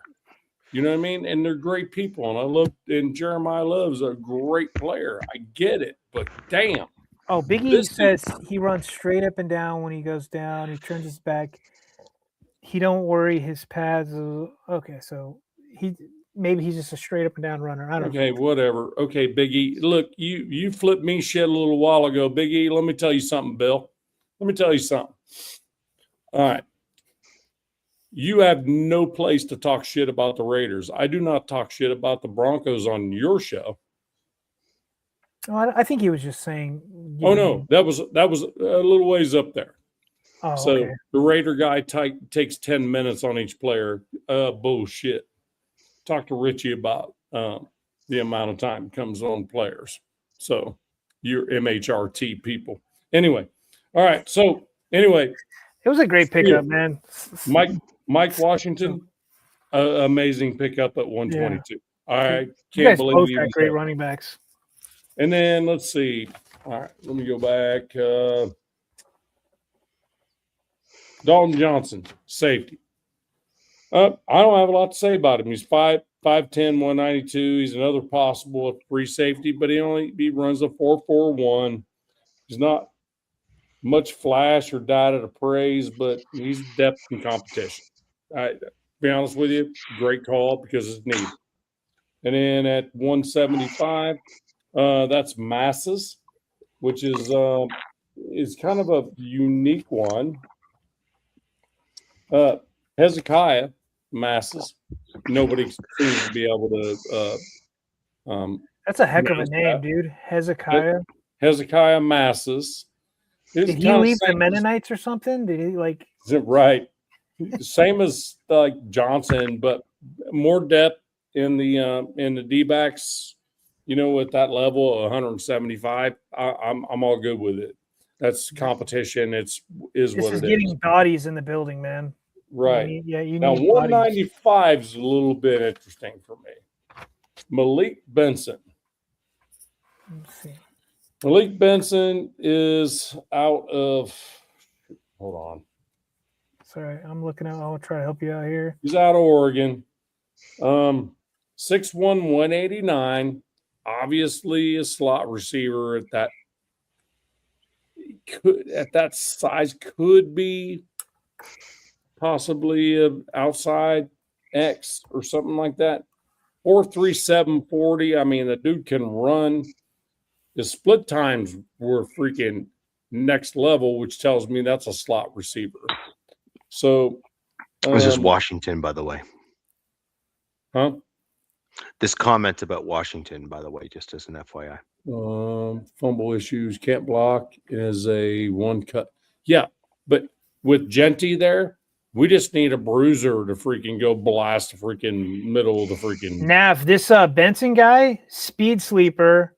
He's got 5 of his 6 touchdowns in Oregon were plays of 40 yards or more. 40. So he's kind of like the Brennan Thompson guy, like the Chargers drafted. So, and most of those were like in a slot, cut in deep post. A lot of those were. Yeah, so he's a speedster. Yeah. So then we had, it's a sleeper one. Oh, so this guy is probably going to be your compete for special teams on your team right away. Well, yeah, because he can move. Yeah, Dude can move. Yeah, it's a hell of a pickup. And I even put it on. It's a steal at round 6. Oh, Jack already put it on there. And then Brandon Cleveland out of NC State.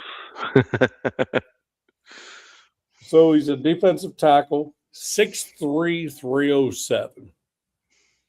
He's a born and bred nose tackle. To be honest with you, just for the NFL, he's just going to need to put a little bit more. He's going to need to eat some more McDonald's. Yep. There you go. Yeah. I was going to say he needs a few extra burgers in his diet, as it were. But think about a dude that's a natural nose tackle that can run a blender. You can get the liquid calories. Oh yeah. There you go.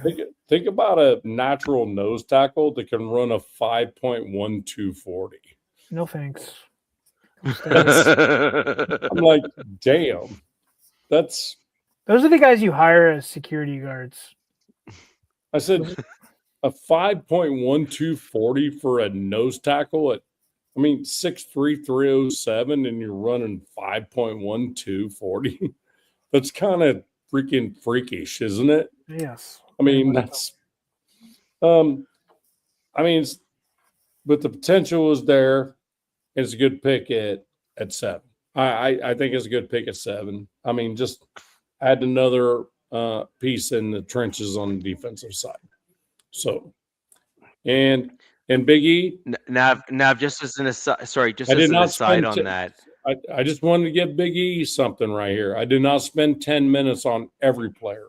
I spent all that time on the rest. He says he wants to bust your effing balls. And I'll tell you what, Big E knows better. He should the hoof of a donkey. He shouldn't be fucking with me.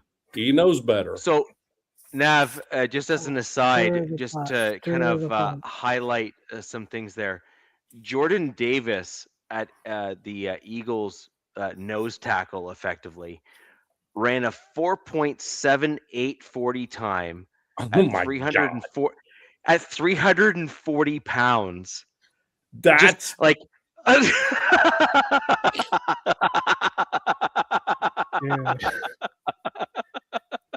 just like I sorry, you mentioned like a natural nose tackle. Just like Jordan Davis is like definitionally a freak. Wasn't he the one that was jumping out of the pool, standing still? Yes, was that him? That was him. Yeah, that was him. He was inside the pool, and they're doing videos, and he's just jumping out of the pool. That's crazier than hell. Psycho. So that's batshit crazy. He is 6'6", 340 pounds, jumped out of the pool and ran a 4.78 as his 40 time. That's great. That was your guys' last pick. No. Nav? No. I sorry. Nav said his guy ran like a 5.1 something. No. But I just wanted to give an I just want to give an example of like perspective that there's somebody that does better than that. No, like blowing your mind better. Like that's insane. 340 pounds. 5.12 was freaking highly impressive. Holy shit. No, but like Jordan Davis is widely revered as one of the elite athletes at the NFL level for his size. Like it's just a fact. So I simply wanted to give everyone context in terms of where a dude who's only 30 pounds lighter, but he's still doing quite well. Nav, my favorite picks for you guys is Zune and the running back Washington. Yeah.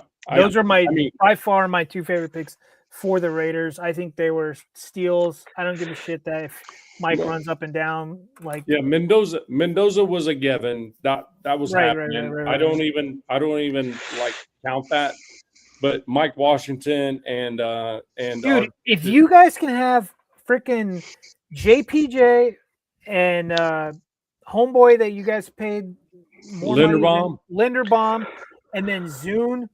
Oh God! Oh my God! And then they have Tossie, Grant, or Rogers, or Glaze. Get Glaze and Colton Miller. Have Grant. Offensive line's okay. You got Tossie as well. Well, we'll see how that develops. I think Grant takes Glaze's spot. God, I think Grant will take Glaze's spot. Yeah, Glaze.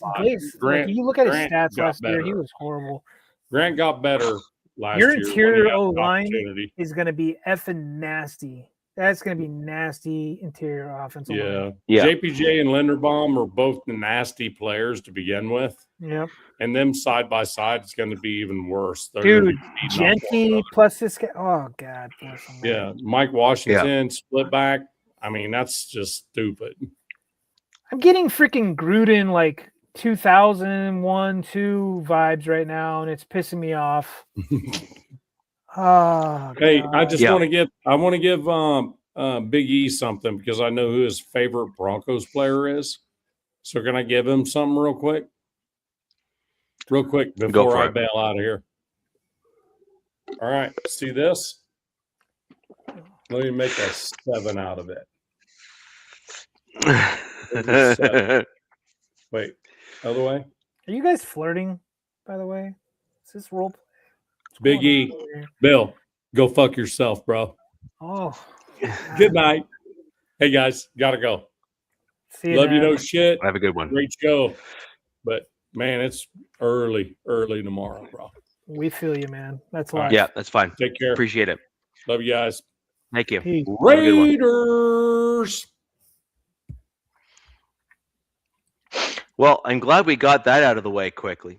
Just Where kidding. did we leave off so we can pick up round So by round? we're basically at the we're in round 5. Where were you in round 5? So I just okay. So my last guy was Travis Burke, and that was at pick 117, I think it was, or 131. Yeah, where were you in round 5? Well, I had one more in round 4. I had a 131 in round 4. Okay, so let's give your round 4 134 because that's Okay, where we so left off. this was like one of the only other non-trench guys. This is Genesis Smith, safety out of Arizona. The Raiders took his partner, Stukes. This guy is 6'2", 202 pounds. He's a ball hawk. The biggest complaint on him is he can't tackle for shit. He can't tackle at all. But Yeah, we have Derwin James. We have Tony Jefferson. We've got guys that can tackle among, they're just elite tackling safeties types. So if anything, a lot of these players get interviewed, right, Rich? Like our GMs and scouts interview them. a lot of them, yes. Yeah. And so they were like, he acknowledged, he's like, I got to work on my tackling, right? Kind of thing. And it's like, if you're willing to get better at that, then we're going to take a chance on you. And you're going to come Do you know what these GMs are going to value? Self-awareness. Right. Because the NFL is all about being self-aware, regardless of where you sit in the draft. Some of these guys in the top part of the draft have solely relied on self-aware of athleticism, and they have no self-awareness. And how many times have you seen dudes picked in the first, second, third, fourth, and even fifth round and make it nowhere? And like we talked about this last show, right? The Broncos have had how many UDFAs that have like gone on to be like all pro, like a ton, like a truckload, Yeah. right? Well, those guys have all worked their asses off to get to where they are. So just go over. We'll just do this quick. Yep. I think out of all the players, he was actually just a 3-year player. So good for him. Let's see. Out of safeties, he ranks second in athleticism. So that's good. So he's extremely athletic. He looks like hometown boy. I didn't get a 40-yard dash off him or anything. He might have done it at his pro day. I'm not seeing it on the NFL thing. But I'll go off his last year. He was third team All Big 12 Conference. Named to the All-State Good Works team. I don't know what that means. Started 12 games, 77 tackles, 3 tackles for loss, interception, 8 PBUs, 2 forced fumbles. What I'm getting at is he's a traits guy. They like his traits. They're like, okay, we can buy into this. We can work with this. We got the guys. And the thing is, we have another young safety that we drafted last year, RJ Mickens. Tony Jefferson is only on a 1-year deal. Derwin James is looking for an extension. So you got to inject some youth in the safety room. And when we get to UDFAs, there's more that they grab. This is going to be the hardest room to make it on the Chargers, the safety room. Out of every position, the safety room is going to be the most competitive. That's my belief. Yeah. But all right, so that was that, and that was 131. So it's probably on to you. Next pick for my Denver Broncos is pick 152. I'm out of numbers here, so rock and roll. What? Hang on, dude. I'm in front of you again. You want me to go? I'm gonna go real quick. Yeah, go for it. Yep. So round 5, 145. Nick Barrett, defensive tackle out of South Carolina. We lost Deshaun Hand in free agency, so we need another guy to get in there. He led South Carolina with 47 tackles, 6 tackles for loss, 2 sacks in 2025. His 14 run stops are tied for 14 most. So yeah, pretty decent get at, in round 5, 6'2", 320, 312 pounds. So kind of that lighter D tackle. He's more of a run stuffer. Now this is what's kind of we outside of Justin Igboigbe, who we've got, we don't really have a pass rushing D tackle. This is another like, hey, you're not going to run on me. Now, there's a lot of people with Nick Barrett. I know we're rushing through stuff. I have a lot of bookmarks on X from guys talking about Nick Barrett. Like, there's people who are genuinely like, oh, wow, Nick Barrett, like, they're sickos into his film. I haven't looked that far into him. But what he is to me, Rich, is like, hey, it's fourth quarter. Put Nick Barrett in there, and let's get this game over with. And because he's not going to let a team run on you. But I'm guessing is Jamari Caldwell, our third round pick from last year, is that he's going to be more of a pass rushing guy this year because of just some of the moves that we've worked out with the addition of Dalvin Tomlinson. But yeah, that was our pick, and I was just whatever about it. I'm going to trust the scouts on this one, and I have to dig into them more, to be honest with you. So that's it. Yeah. So moving on to round 5, pick 152, Justin Jolie, which is an NC State tight end. He's a guy that genuinely fits the Broncos offense, but he is one of my least favorite picks in this draft for my Denver Broncos. Justin Jolie? Yes. How did you pronounce his name? Jolie, whatever. Like, I've heard both pronunciations. His nickname is Big Christmas. It's just a great because nickname. Jolly, it's a brilliant nickname. Yeah, it's a fantastic nickname. Now, my issue with Justin is that he is deemed as a move tight end. He's deemed as a guy who's kind of like an Evan Ingram, I'm looking at esque tight end. Yeah. I have an issue with that because my Denver Broncos don't necessarily like the move tight ends. They've never excelled in the Broncos offense under Sean Payton, in truth. The Sean Payton tight ends that have always done well are the guys that are more akin. I'm going to give a Broncos country here a little bit of a way back playback. Think of Joel Dreesen, one of my favorite Broncos tight ends. Dreesen is ringing a bell. Yeah, he's a dude that under with Peyton Manning had one hell of a career with the Denver Broncos. He came from the Texans. He's a primary inline blocker. Reminds me a lot of Adam Troutman, but had some really good, like, sure-handed catching of the football. Troutman has had some pretty good catches for my Denver Broncos as well, but has also struggled in bringing it in. Whereas Dreesen never had a problem with holding on to the ball. It was just a problem with making sure he stayed open and caught the ball, right? Like, as a combination of the two. But once the ball was thrown in Dreesen's way, he almost always caught it and never dropped it. Justin Jolie. What I'm seeing from Jolie is something that I thought you would have liked, is that he's a contested catch, high receiving threat kind of tight end. That is his only redeeming quality, is contested catch.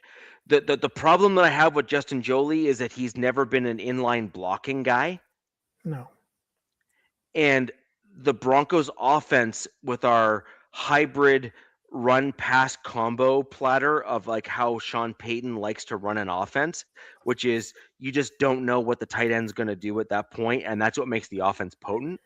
So he's just essentially there. He's going to take Evan Ingram's job. Ingram. He's an Ingram replacement. Yeah. But the problem with Jolie, though, is that he's not elite in any one category. He's very good when he's challenged for the ball. He more often than not catches it. Okay. So he would be a good red zone threat because a contested catch is a red zone thing. Yeah. Right? So I like him for that. But my problem with Justin is that he needs to start getting better at blocking. He needs to be the guy that you need to look at and say, I don't know if he's going to run or block.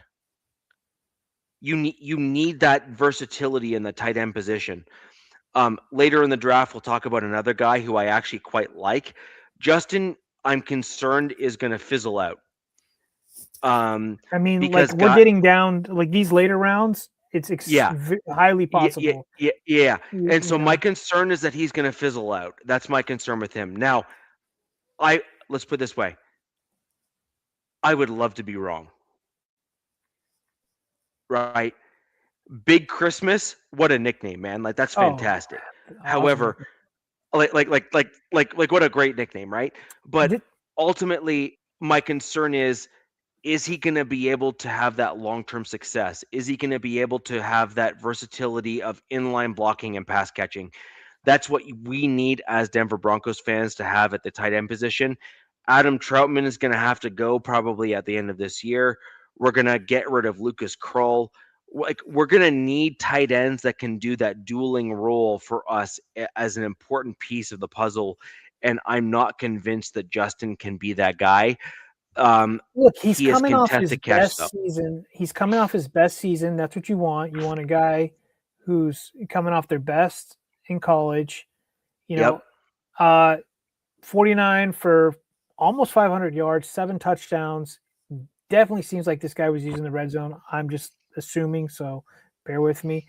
And then I guess he's got some toughness, because there's a viral video of him, viral play of him injured and limping on one leg for a 25-yard touchdown. So no, I have no problem with any of that. Right, that's my kind of dude. But I need him to be able to block.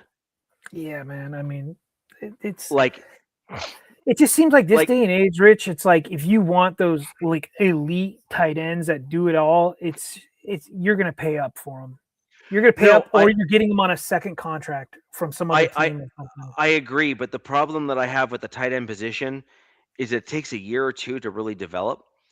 And so I'm willing to see if he can kind of go in a 2-year progression to be that guy. I think that's totally fair. Why do you think I'm so excited about Kohler?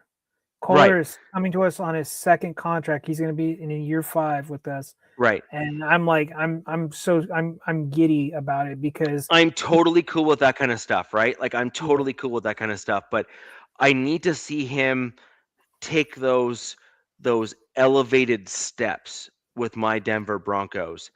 And if he does those things, dude, I would love to be wrong. My gut reaction on him, though, is that he's not going to do well, and I'm concerned about that. Practice squad maybe for first year. Because the tight end position is so critical for the team to allow Bo Nix to have like a safety blanket and other stuff like that. That I like. We needed to hit on a tight end to allow for the future, and I'm just concerned that if he doesn't hit, then it's going to set us back, and it's going to be an issue. So that's just like, again, just broad brush strokes. Those are my concerns. There's still, I mean, I doubt it that the Broncos do it, but there's still some tight ends out there in free agency. I just doubt. No, you guys have like 6 tight ends, I think. Yeah.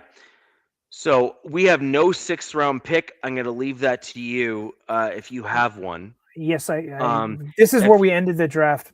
Yeah, so if you can just give me 2 seconds, I'm going to be right back, and I'll come back and comment on your 6th round pick, just to get into it for the folks here on the podcast. Yeah, man. So in the 6th round, number 202, the Chargers get Logan Taylor, offensive guard, Boston College. Now, calling him a guard is probably not fair, because this guy plays every position on the O-line except for center.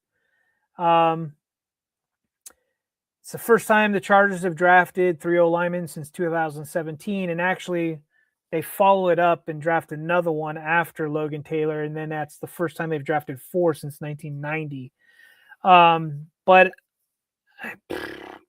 he's a 3-year starter at Boston College after transferring from Virginia. Has at least 180 snaps in his career at each offensive line position except center. He started 46 games in his college career, and his 3,052 snaps since 22, which ranks 15 in FBS in that span. This dude has played.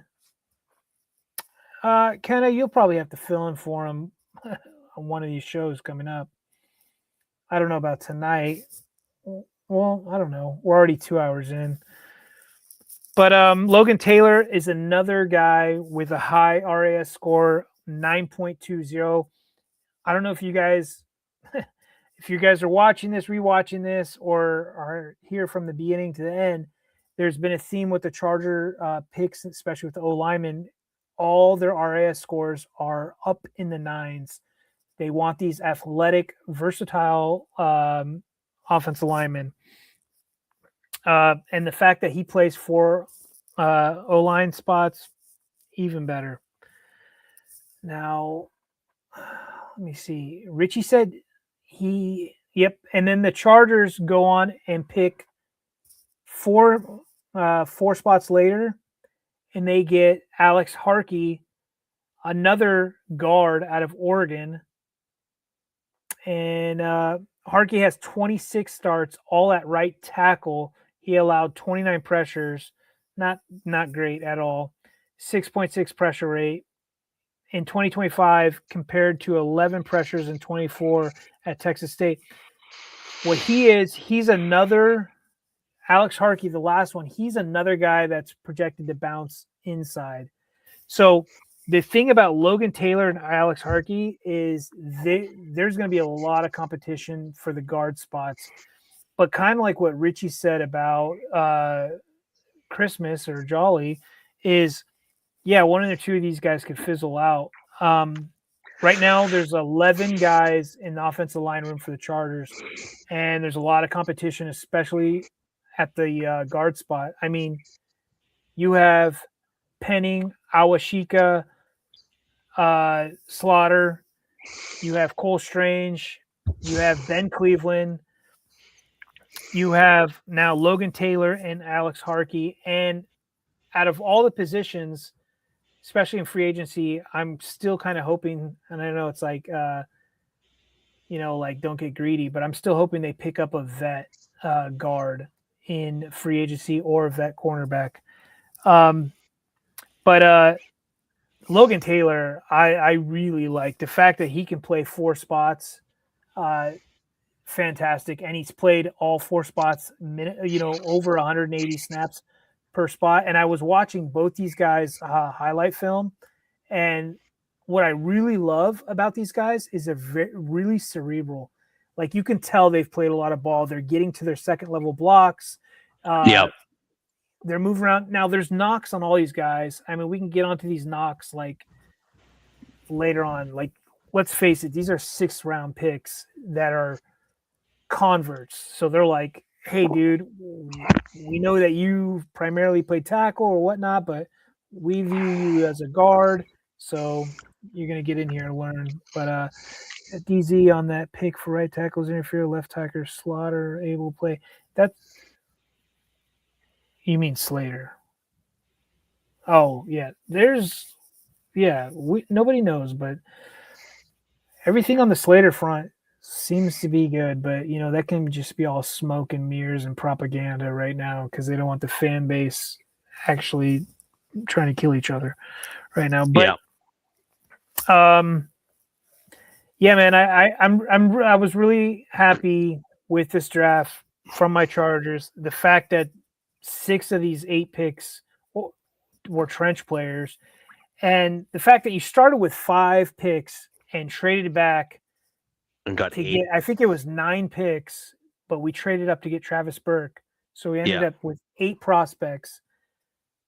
I'm super stoked for it. Now, look, could we have gotten a cornerback? Sure. Could we have gotten a true guard? Sure. Like that's the knock on this from especially the analytical guys, from the consensus big board contributors, from all the big time stuff, is they were super puzzled by the Slaughter pick. Some didn't like the Mesidor pick due to his age, yada yada yada. Dude, so the Slaughter pick so is my favorite for you guys. Like,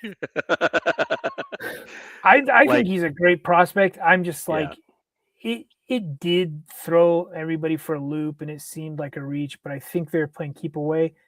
That's another thing. I don't know if I mentioned it. Is Slaughter was our GM's Blue Star pick. So each scout in the Charger organization gets a Blue Star. They only get one, and they're allowed to only use it on one prospect. And that means that you're doing everything you can to get that one guy. And he was our GM's Blue Stars, as was Slaughter. So it's like, if he was there, he's getting them no matter what. Nobody can say anything. Yeah. And I think there was two other guys that, you know, the intel that's leaked were Blue Stars as well. I want to say, I think Travis Burke was one. Burke had to be it. Yeah, I think he was one. And then I want to say Brennan Thompson. I could be wrong, but so I thought that was kind of neat. My pick in that group of the swing tackles that were not necessarily the like ultra elite guys that were like coveted by like all the analysts and stuff. Right. Like Burke has some things he needs to work on. Sure. Pass pro is one of them, right? Probably. But yeah. like, okay, so here's my deal. My Denver Broncos have a guy.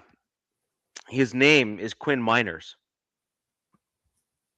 Yep, we all know. He came out of Whitewater with a grade that was like mediocre, but he had a motor and a run blocking grade that was like off the charts. And he's an aggressor and was willing to learn and had that like work ethic that was built in that was just like hard to ignore.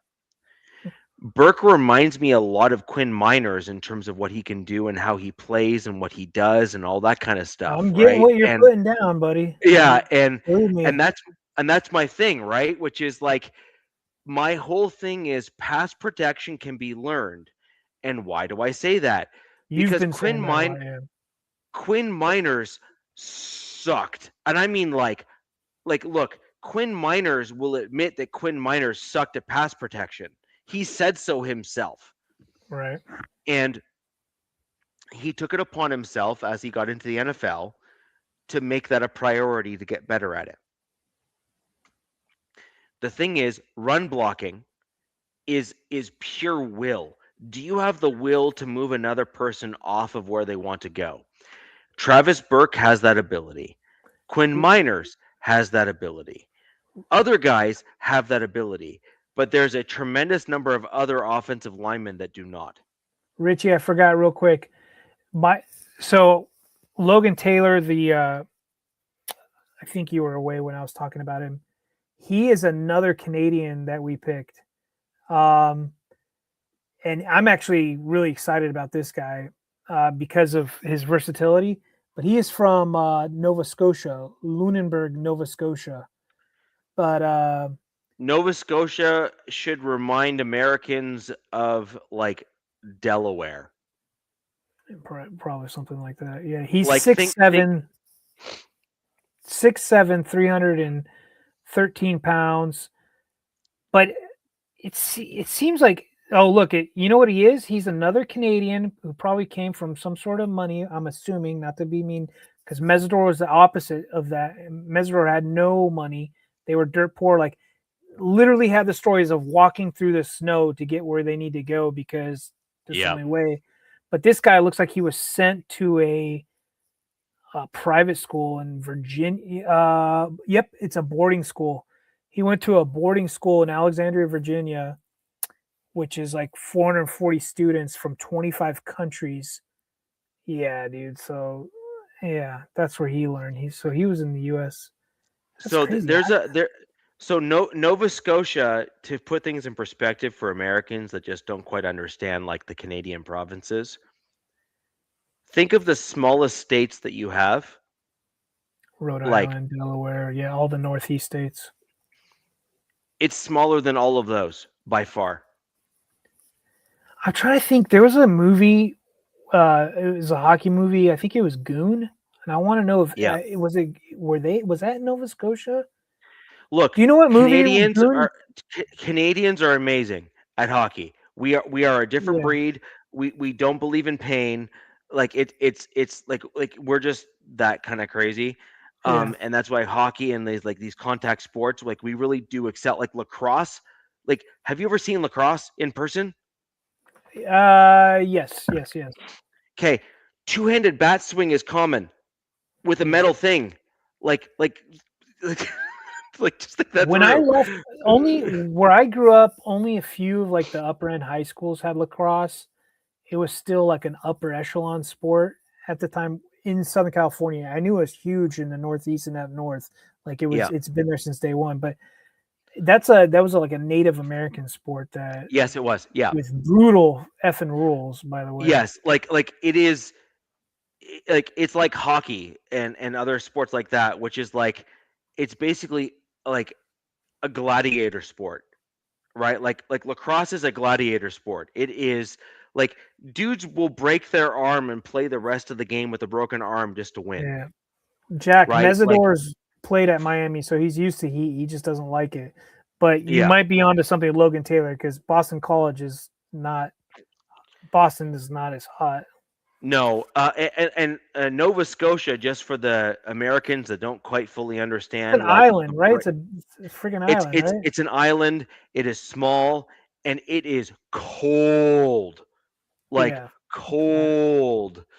Um, they get wicked snowstorms, ice storms, and other things alike because of the ocean wind and stuff off of there. It is wicked. Um, the only area that is worse than like the East Coast, I live in a snow belt, so I just got a truckload of snow.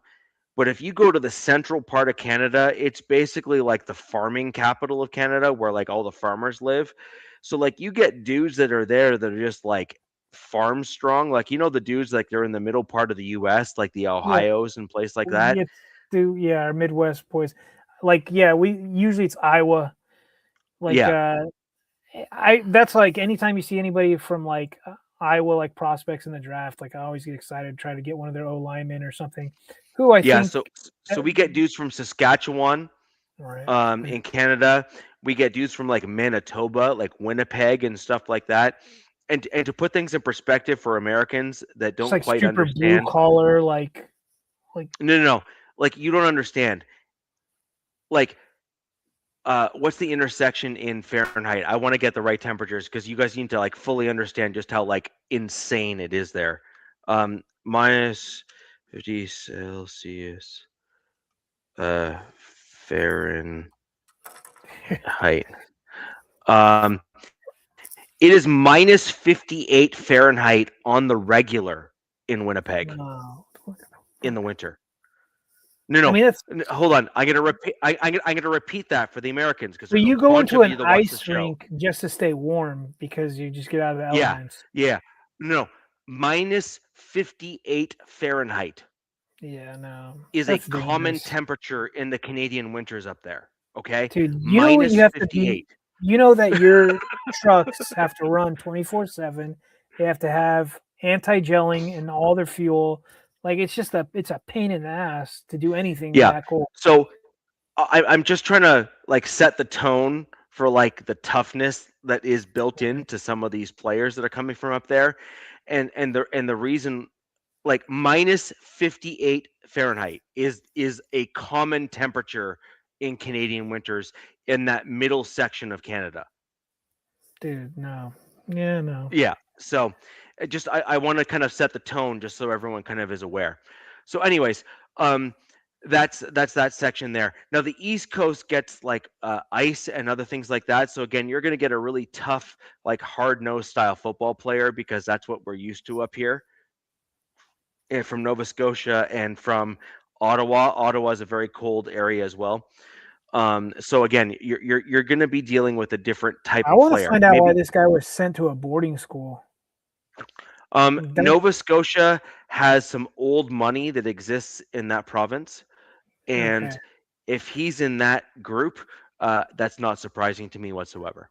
Well, it's like he grew up playing soccer, which is the opposite of hockey. Let's be honest, people. And No, then was convinced to try out football by a friend of the coach. He played for a youth team, the South Shore Seahawks, based in Bridgewater. Scored the first touchdown in program history despite being a defensive lineman.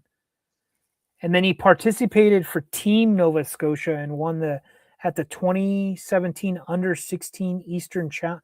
I don't know what this garbage stuff is, but this kid is he was a 4-star prospect, one of the top 25. So what that means is that he was a freak. Yeah, it sounds like he's got something Yeah. going. I need to dig into him. And then that's not to take any attention away from Alex Harkey from Oregon too. That's a Texas boy though. Now to put things in perspective, when you look at Canada, just like as a whole, Dude, we're gonna have across the country, yeah. The East Coast is primarily made out of very small people. So the East Coast is primarily made out of Irish background, which are not necessarily known for their height and size. They're just known for toughness. So the fact that this dude was like 6'7" from the East Coast, he would have been a freak. Yeah, 6'7". Yeah, for him. Yeah, I'm looking at he the would have other been a guy freak. competing. I'm like trying to make sure where Slaughter's not from freaking Canada too. I'm like, no, he's a Florida boy and stay in Florida. So that's crazy. And then he's going out to LA. I'm sure his parents are thrilled. Just kidding. So that's the end of your draft, right? Round 6. Yeah, man. Sorry, dude. I'm gonna start going down a rabbit hole. I'm gonna find out why Logan Taylor went to a freaking boarding school, man. Unless like that was like to get him to do football, but maybe it is old money or something. But we'll find out. Yeah. He says you could go right to the dollar store and get Percocets and lower tabs like we. Oh wow. Same in Mexico, Biggie. Yeah. So I'm gonna just blast through our 7th round picks because we had no 6th round. We traded up in the 6th to get the 5th round pick. So what? That just happened? Did we just miss breaking news, or is this guy trolling? I have no idea.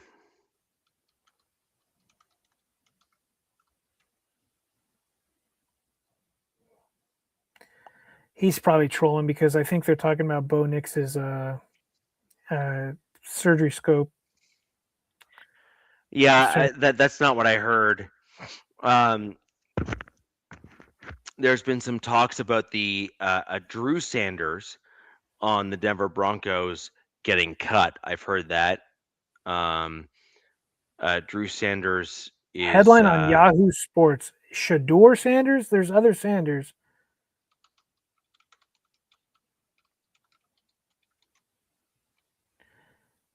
I mean, let's face it. The Browns have what? Dylan Gates. They have like a lot of quarterbacks, I think.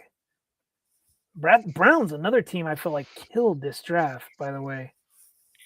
So the only thing I've seen, I can't find that on Yahoo Sports. What I can find is Drew Sanders has been slated as a outside linebacker again for my Denver Broncos. Which, by the way, I'm sorry, your pick, right? In 7th round. Is that what we're talking about? No, I'm just talking about the comment here. Okay. Sanders for the Denver Broncos is Drew Sanders, who's a linebacker, and he was converted from an inside linebacker to an outside linebacker again, which, just for the record, basically means that the Denver Broncos are probably going to just straight out cut him because we have better outside linebackers than him, including an undrafted free agent by the name of Johnny Walker, who I expect is going to absolutely kill it for the Broncos because he was a coveted pick. Black. Yeah. Well, he was a coveted prospect, and he broke his leg in a freak accident in one of the Broncos preseason stuff, in like the activities and whatnot. And he was looking so good. Like there's all sorts of comments like, good God, this guy's like. So this is another guy you're excited to get back in camp. He's a UDFA. Should you be surprised? So anyways, he's another guy that I expect. You guys had 3 7th-round picks. We did. I want to go through them all real quick. I'm going to list their names. I'm going to go through why I'm excited about them. I actually hated the last part of the 4th round and the beginning of the 5th overall, just because I don't think that the Broncos did what we should have done. I loved the 7th round picks for my Denver Broncos. Miles Scott, Miles Scott, I think you're going to see come in as a special teams like ace for my Denver Broncos. And I think you're also going to see him being a eventual heir apparent to Brandon Jones at the safety position for my Denver Broncos. He is unbelievable when you watch his tape. Miles Scott. Miles Scott.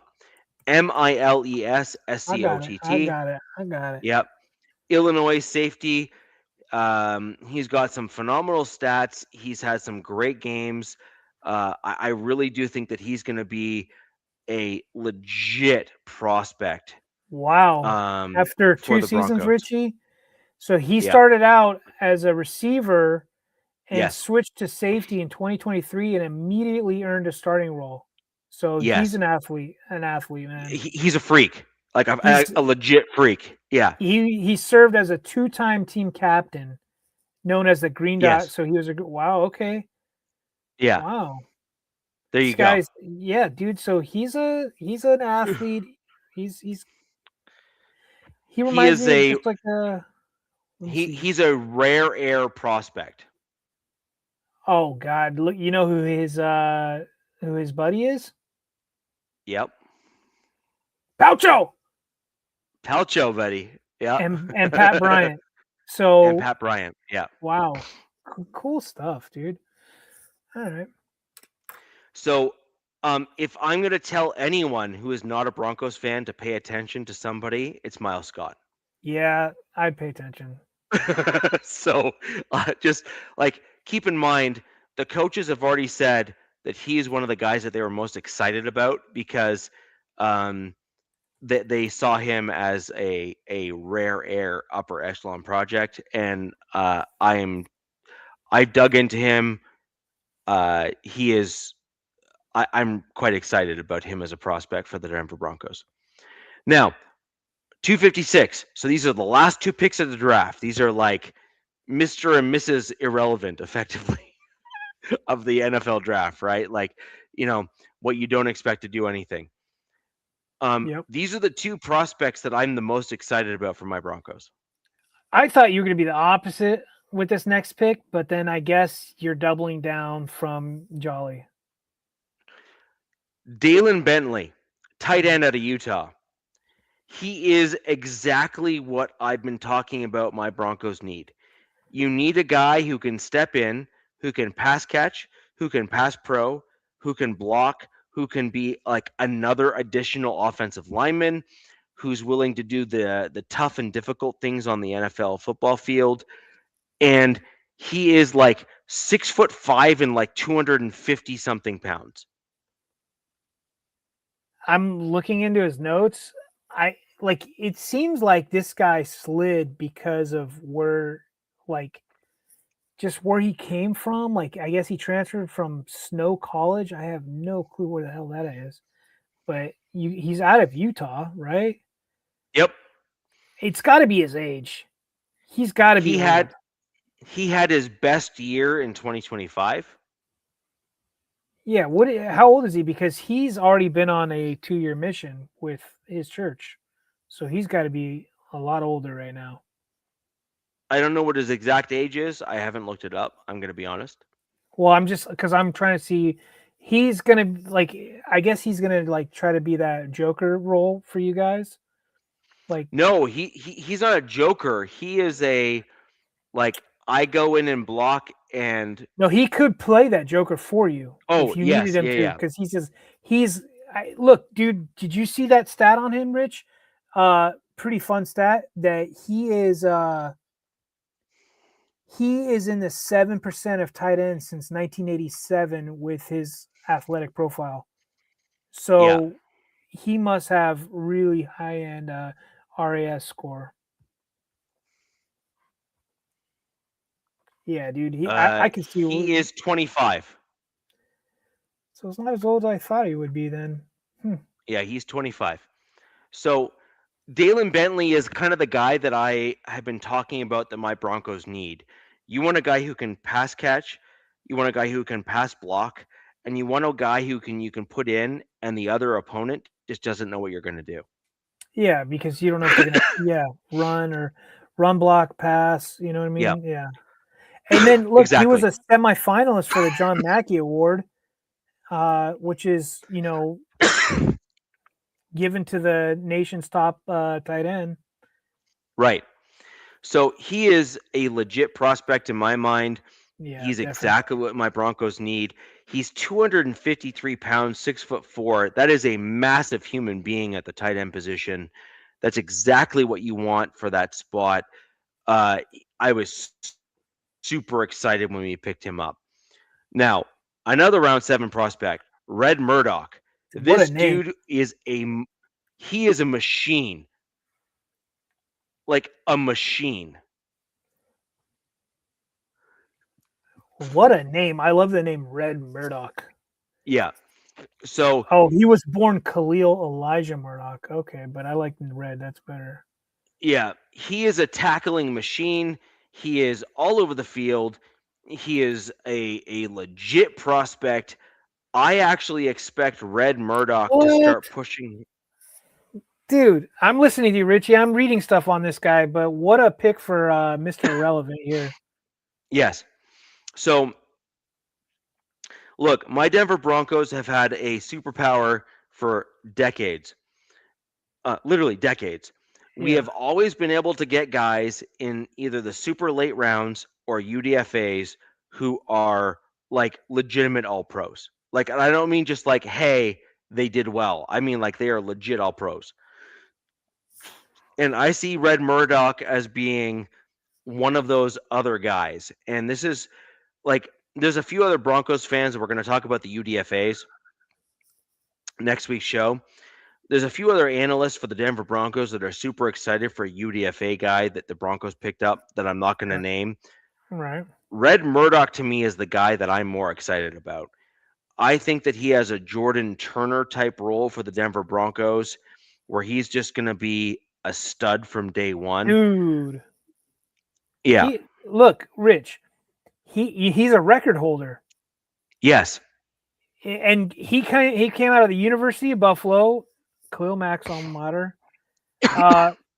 He set the NCAA FBS record with 17 career forced fumbles.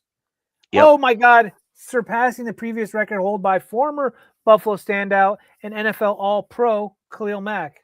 And I didn't even read that part until right now. Yes. How the hell? He was second team All-American, AP Walter Camp, and first time 2-team All-Mac selection.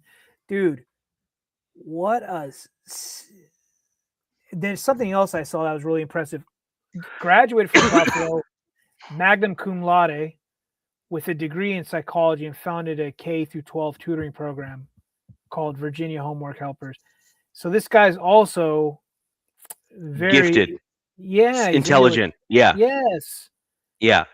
And so if there's a guy for Broncos fans, if you want to root for somebody, it's probably this. It's him.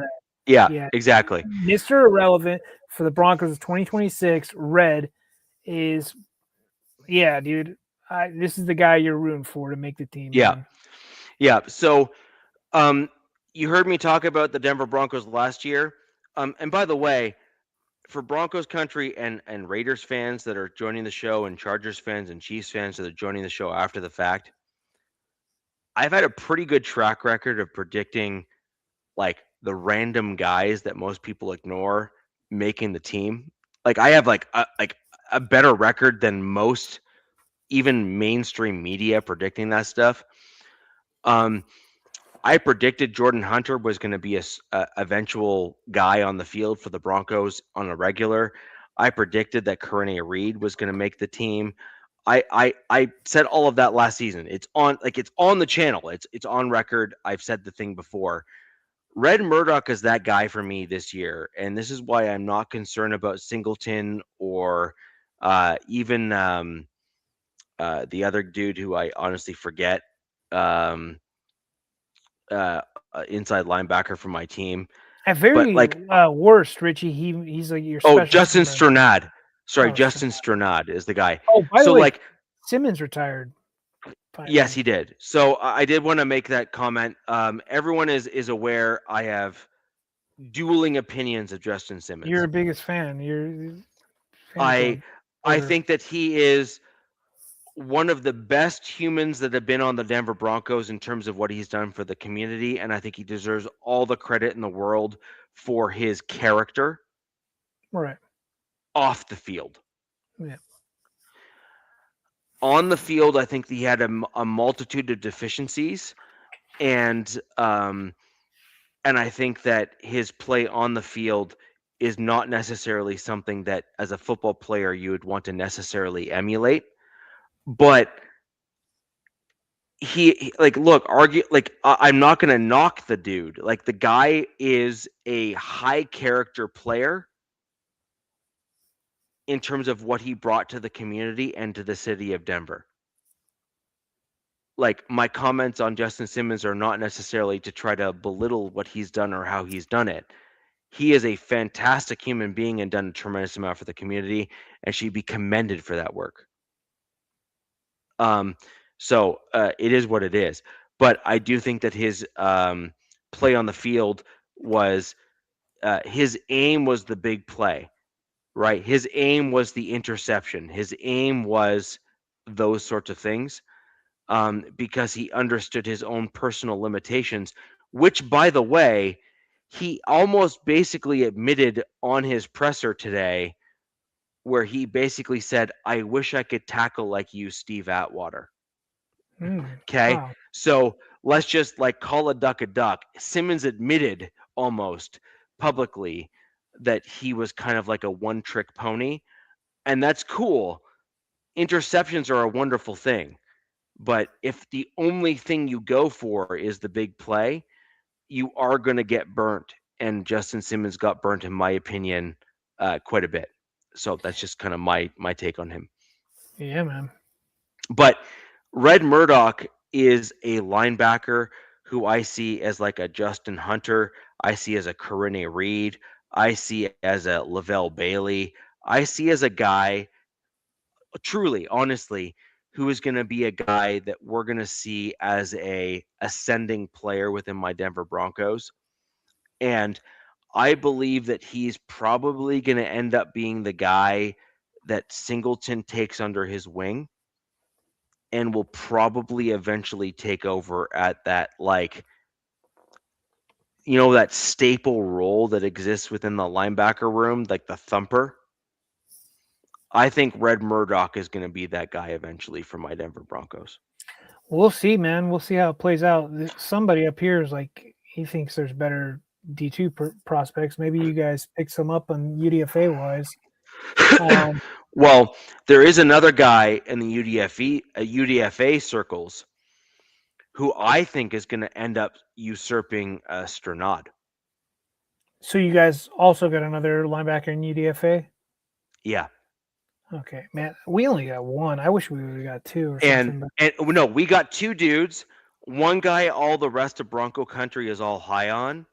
The other guy, I'm high on. Nobody else is. And I predicted Corinne Reed was going to kill it, and he did. So I'm confident with what my general track record is compared to the nonsense that I'm hearing from the other analysts. I actually think that this other guy that I'll bring up next week's show, he's another guy in the UDFA ranks at the inside linebacker position for my Denver Broncos. You need to pay attention to. And by the way, not just for the Broncos, like Chargers, Chiefs, and Raiders, y'all got to pay attention to this guy. He's 6'5", 240-ish pounds, give or take. Big boy. He's an athletic freak. He scored in the 9.0s in the Arras score, which full well is like upper tier. Yeah. So wait, he has a linebacker? As a linebacker. Oh wow. Dude, what the hell is going on with these huge linebackers? I don't remember linebackers being this big. Like, we'll talk about this when we do our UDFA show, but I got a guy, he's 6'6" as a linebacker, and I'm like, what? Yeah. But did he score in the 9.0s in the RAS score? I have not looked in Lander Yeah, Barton's stuff, yeah. but he does come from an NFL pedigree because I think he's got Cody two Barton. brothers, and there's another Barton that's actually was in the NFL too. So it's like an uncle Yeah, or another yeah. brother. But Cody, who was with you guys and now is with Tennessee, yeah, man, we'll see. We'll see. Don't draft a kid from Texas. I'm on the inside linebacker as well. Oh, don't draft a kid from Texas.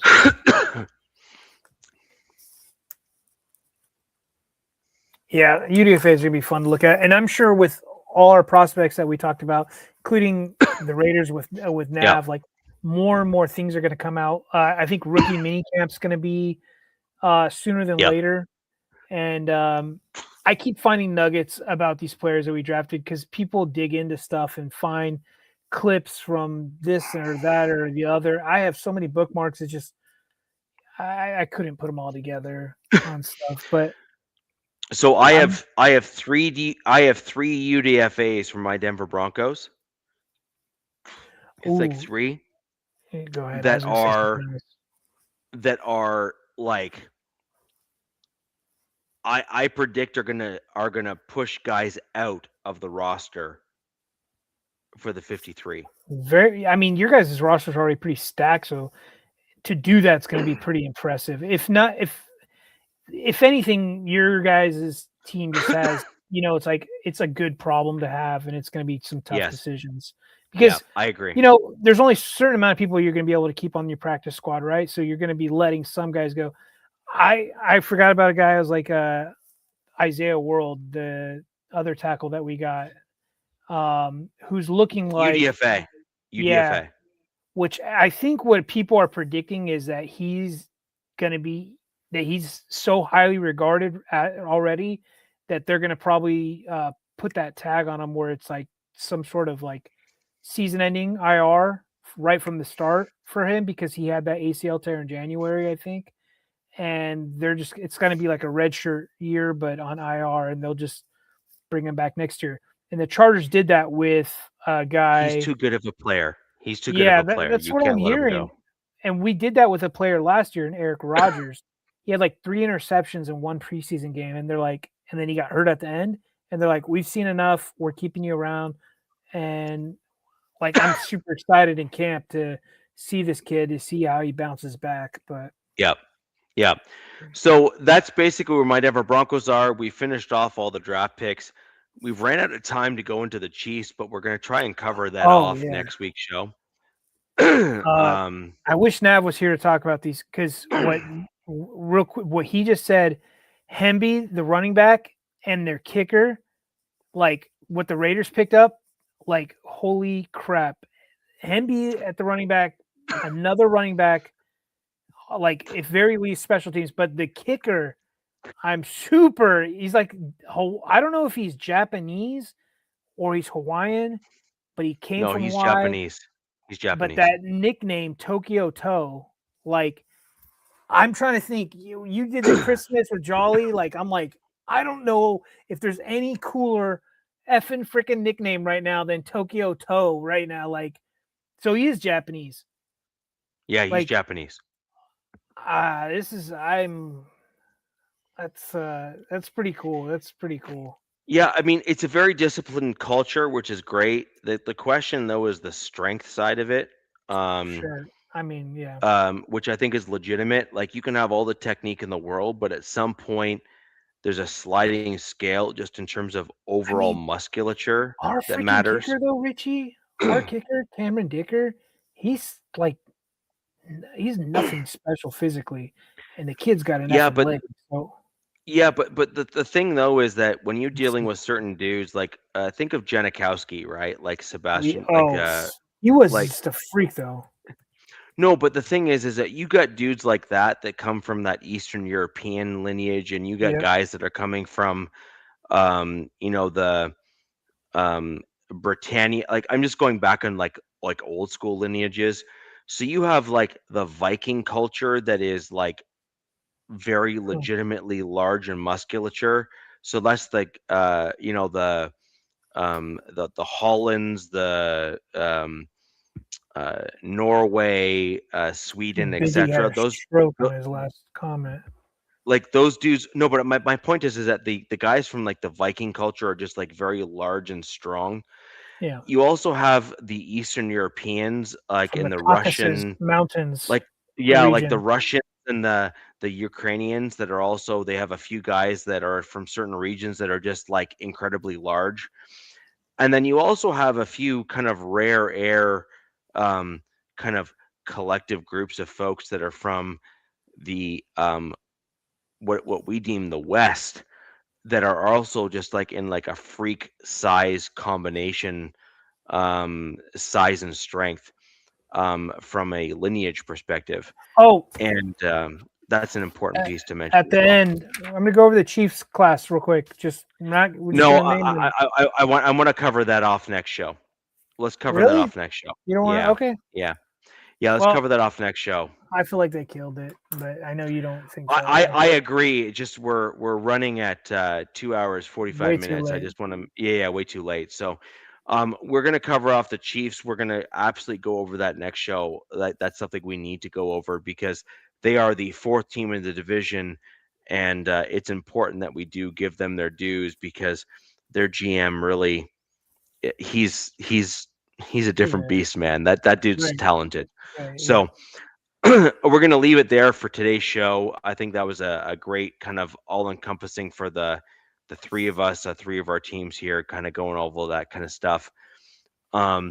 Next week's show, we are going to delve into the Chiefs draft picks, and we're also going to delve into the UDFAs for each of our teams because By the way, Richie, did you know that UDFAs? It's like it's kind of weird with their contracts. Like, if you're like a popular UDFA, you can choose a team. Like, how much are you offering me? How much are you giving me? Is this all guaranteed kind of thing? And which I wasn't really hip to per se. Oh, I knew that for sure. Yeah. I didn't know that as much as this year because there was one UDFA that my team picked up, which all of the money is guaranteed, all of it. They're like, yep, here you go, and it's like you're thinking does that mean that he's guaranteed a spot? What the hell's going on here? Kind of thing. But then we also No, think the kicker is multi-billion-dollar. here is that your team is going to value certain positions more than others, and you want to try to make sure that you get a guy that you think is going to be able to help your team long term. Yeah. And the UDFA class, this is where it's getting really interesting, right? Which is in terms of how the league is working, which is UDFAs have two main criteria. Number one, what am I getting? Right? So that's what you're talking about, DZ, which is, am I getting a bunch of guarantees, blah, blah, blah, et cetera, et cetera? That's number one. And then number two, where the real money comes from the UDFAs is, do I have a legitimate shot at making the roster? Like, do I actually have a shot at making the roster? Because the UDFA money is great, but if I can make the 53-man roster, I get game checks. I get other money that is beneficial to me. And so I could have a team that's offering me guaranteed money that's like 20 grand, but if I think I have a better chance at making the roster on another team, I'll take the flyer at going to the other These team because I kids can make more money. So these kids that sit on the practice squad and don't get called up all year, they're eating at the facility or they're very frugal with their money or something because especially if you live in LA, if you play for the Rams or the Chargers, it's not cheap out there. You're only on this much money, right? No game checks. It's not easy. Well, you're still making six figures overall, generally speaking. Yeah, you got taxes, but yeah. So you're still making a decent wage, especially given what you would otherwise be making coming out of college. But yeah, you're not wrong. It's a dog you eat just dog said world. something. So. You just said something, Richie. I think that's why we're seeing a lot of these later round prospects. They're getting older and older. It's because they're staying in college because they're making more money. I feel like transferring schools, while you're getting Yes. these 5-year guys, and I don't know, could go on another show. We're already like way Yeah. too late. But yeah. anyways, that's where we're at with this year. I think it's an interesting concept, interesting. There's a bunch of other elements involved in that, but overall, I think we've covered like the breadth of the draft. We've gone all over the draft picks. We've talked about all the guys that are on our team. UDFAs are one of my personal things that it is the thing that I love the most about this time of year. Yeah. Okay. And I'm right there. I like it. I am super excited about some of the Broncos UDFAs. I would love to talk about them in depth next week's show. We're going to delve into that in terms of what we're going to talk about, UDFAs, each of our teams, as well as talk about the Chiefs draft picks, just because we ran out a little bit of time on this week's show. Anyways, ladies and gentlemen, we're going to leave you and love you there. Thank you for joining the show. Click the thumbs up, leave a comment down below, subscribe, and we will see you next week where the West Side is the best side. This is Wild Wild West Podcast. Peace! Fast lane when I pass in the street, bag of money in the passenger seat. Tempo's been asking for me on the road from the west to the east. Way up, I might never come down, cause the coast's racking up the flight miles. So high, I might never come down, so what, this is my lifestyle. Wait a minute. Work hard for the car, so that's why it's all tinted. Wait a minute. Had a real late night, woke up with my